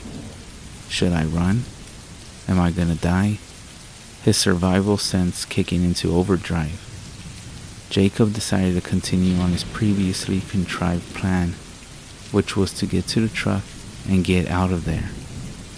Slowly and cautiously, he made his way toward the perceived salvation of his vehicle, silently praying every step of the way. With 300 yards separating him from his only avenue of escape, Jacob began to hear heavy footfalls off to his left.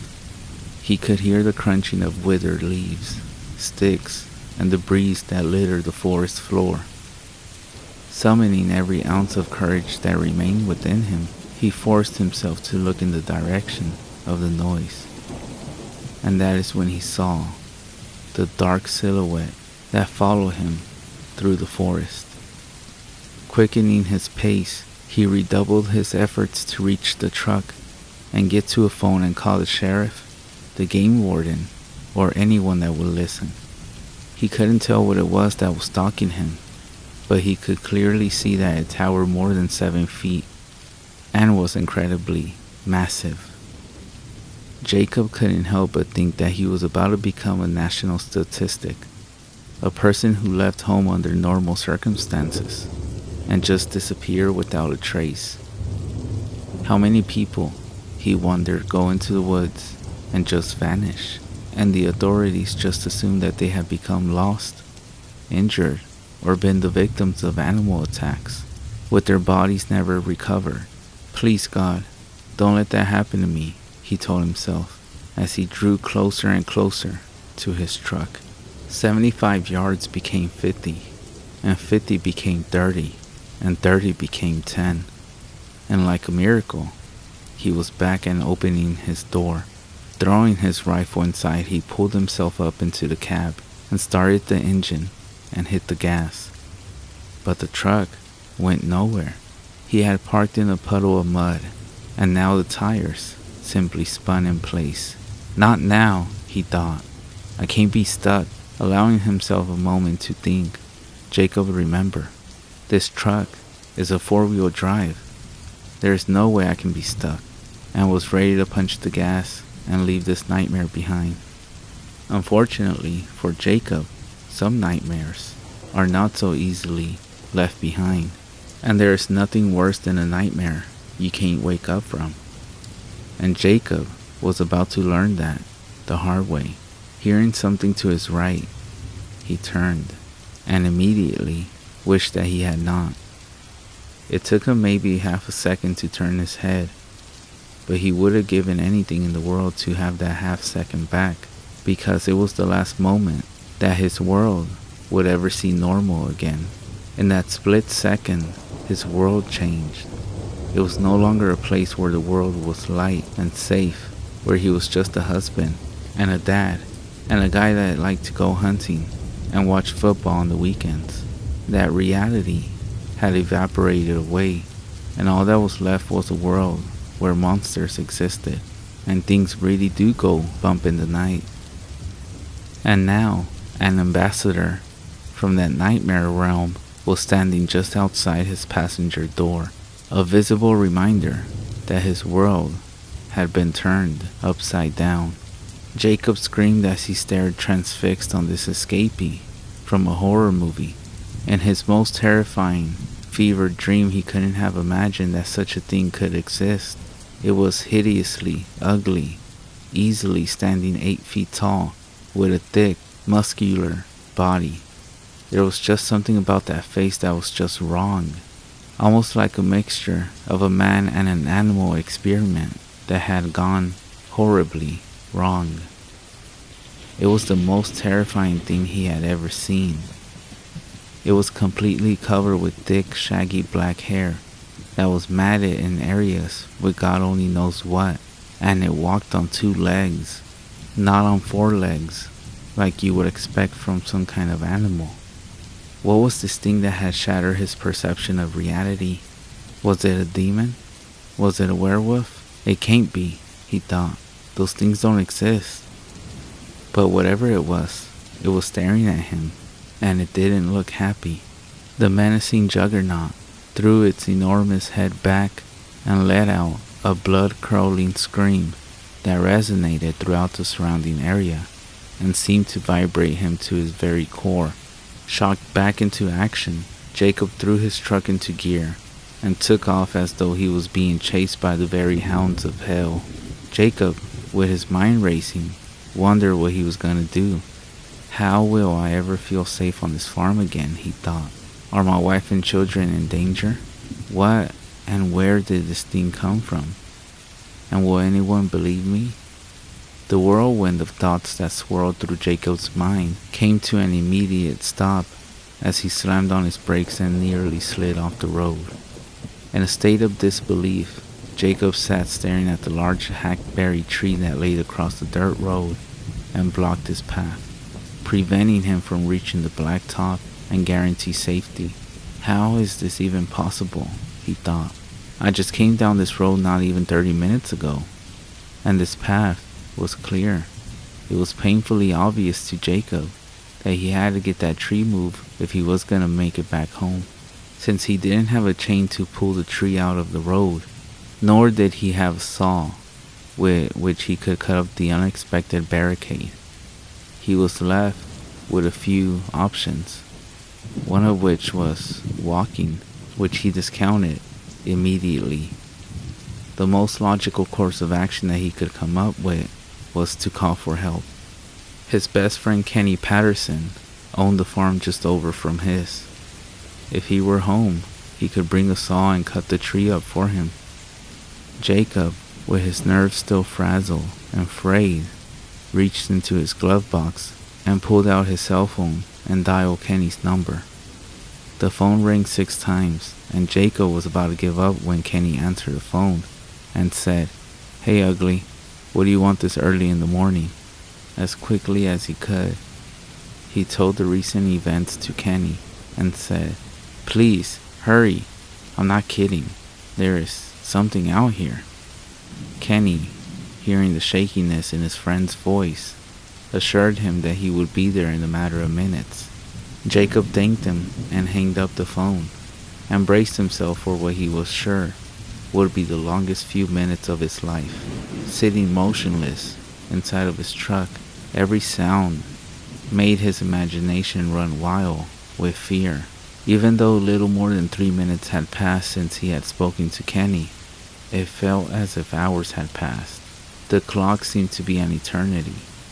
Jacob frequently checked in all directions for any sign to see if this nightmarish monstrosity had pursued him. In every shadow that the forest and on this cloudy day produced, he thought he saw the shape of the black beast that had followed him out of the woods, and he was afraid that he would lose himself long before Kenny arrived to clear the tree out of his path. After what seemed like a lifetime, Jacob heard the sound of Kenny's old truck sputtering up the road, and in just moments, he was able to see the old red Chevy as it made its way closer to him. Jacob's spirits lifted when he saw his old friend, and a sense of relief washed over him as he realized that he was no longer alone. Stepping out of his truck, Jacob said, "Man, what took you so long? I told you to hurry." Kenny, with a surprised look on his face, "What are you talking about? You only called me 11 minutes ago. I think I made pretty good time." Jacob could hardly believe that only 11 minutes had passed. It had seemed so much longer. After apologizing to his friend and telling him exactly how happy he was to see him, both men walked over to the fallen tree and made a discovery that startled them both. The tree had not broken.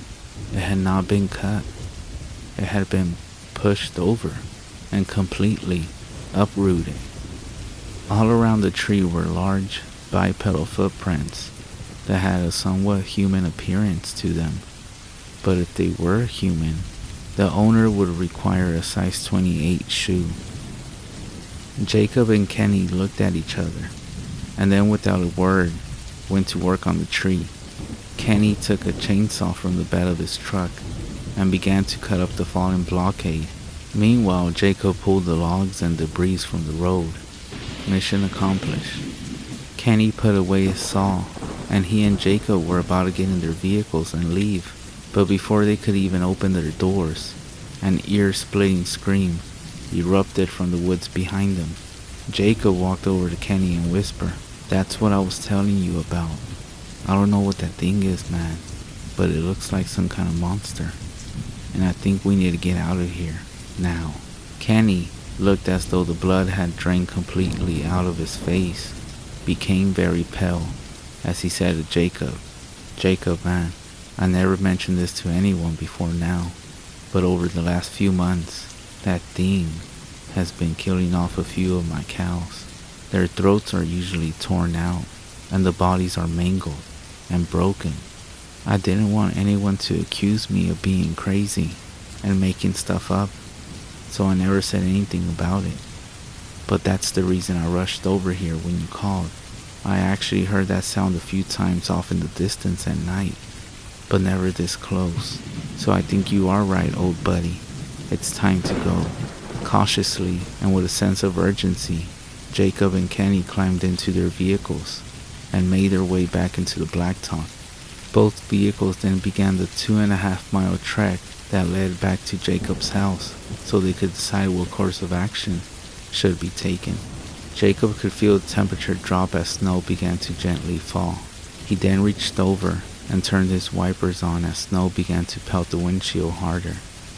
As he passed his neighbor, William Springer's farm, he noticed a herd of deer grazing in the field that bordered his own property. Having put a distance between himself and the nightmare he had just encountered, Jacob felt a renewed sense of security as his fatigued nerves began to calm down. Not willing to let this opportunity pass him by, Jacob turned on his hazard lights and pulled to the shoulder of the road and signaled Kenny to do the same. Kenny knew what Jacob was thinking as he pulled in behind him and turned his ignition off. Getting out of his truck, Kenny said, "What are you doing, man? We need to get out of here now." Jacob said, "I know, and we will, in just a minute, man. I just can't turn this down. I have to take the shot. That's a 6-point buck standing there. It's not the trophy that I wanted, but at least I won't end up going home empty-handed. And after what happened this morning, I think I deserve a little something good. Alright, just take the shot so we can go. I still don't feel right about this," Kenny said. Jacob steadied his rifle across the hood of his truck. He zeroed in on the buck and was getting ready to fire. That's when he heard Kenny make a gasping noise and whisper, "Oh my God, what is it, man? What's wrong with you? Raise your scope 3 inches, he said. Raising the scope, Jacob immediately saw what had been the cause of Kenny's alarm. Standing just outside the tree line in the edge of the field was the creature that they had left behind.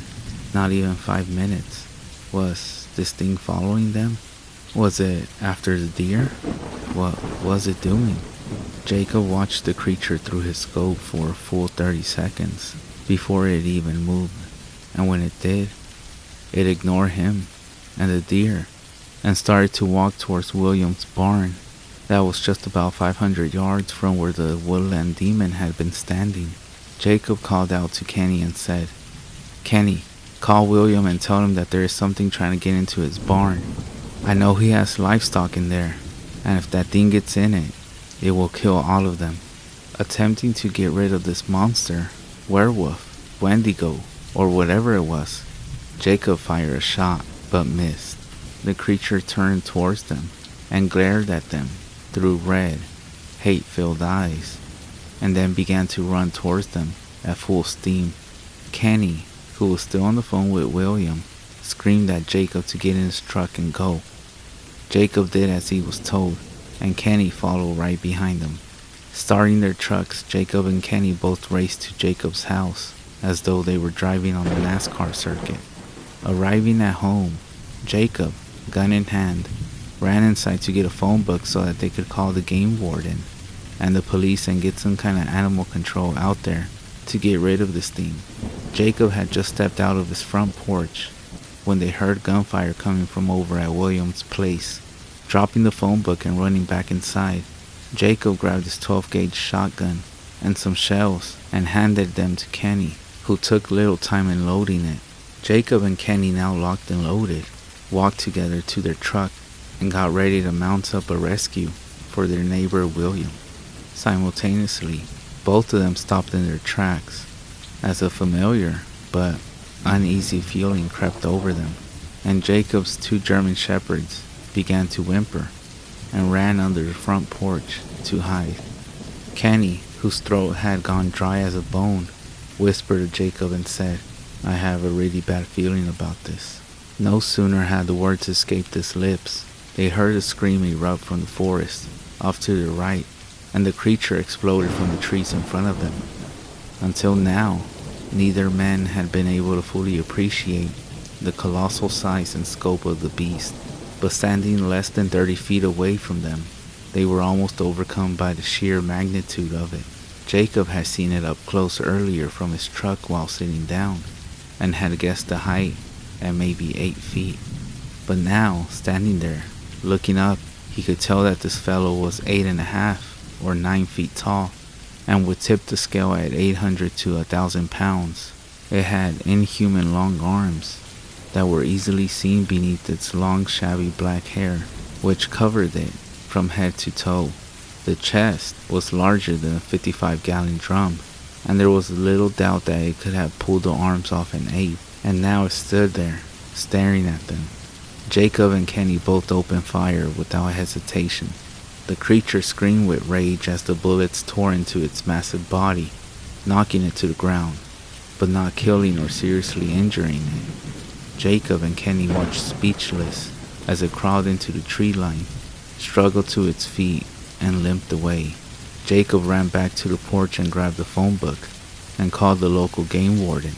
Nearly 2 hours later, Gene, the local warden, showed up to take their statements and told them that he had been called out to answer numerous such reports in the area, but he wasn't sure what to make of all these reports. "Guys," he said, "I don't know what to tell you. There is no animal in this area, or any area for that matter that fits your description. I'm not saying I don't believe you, I just don't know what it is." Jacob, whose face was reddened with anger, said, "Come here. Here's the blood from where we shot it, and here are the footprints." A look of complete confusion washed over Gene's face, and he asked if they would care to go with him as he tried to track it. Jacob and Kenny agreed, but they said they weren't going without a gun. Gene stated that he planned to take his gun as well. All 3 men loaded their guns and set out following the tracks and droplets of blood that had fallen on the leaves. They followed the trail for about a mile until arriving at a creek that was located deep in Jacob's woods, where the tracks that they were following were joined by others just like them. Some were smaller, but at least one set was larger. Deciding that the safest course of action would be to return home, they all went back to Jacob's. None of them gave up the idea of staying out in the woods longer, since there was now apparently more than one creature, and the cloudy overcast day made the forest seem even darker than it would normally be this time of day. Back at Jacob's, Gene informed them that there was nothing left that he could do but file it under an unknown animal sighting, which made both Kenny and Jacob anything but happy. Jacob and Kenny spent the next couple of days trying to warn their neighbors to use caution when they were out in the forest. Most of their friends just laughed at them and said they had most likely just seen a bear or something. No one believed them, except William, who had also seen it himself the same day they had. He had even taken a shot at it, but missed. Jacob, William, and Kenny knew what they had seen, and they knew it was still out there, and they didn't care who believed them and who didn't.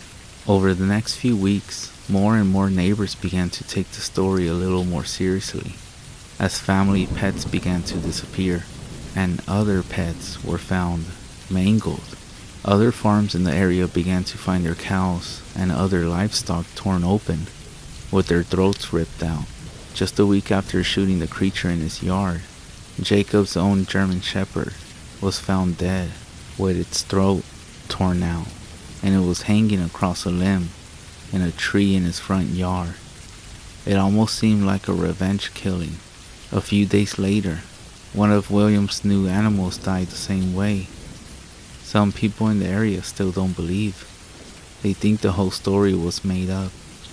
But Jacob and Kenny know that there is still something out there in the forest. They still occasionally find tracks, or a slaughtered cow, or goat. They still hear the blood-curdling screams off into the woods at night. They know that there is still something out there, watching and waiting, biding its time. Something cold and cunning and cruel. Something not human, with a taste for blood and revenge.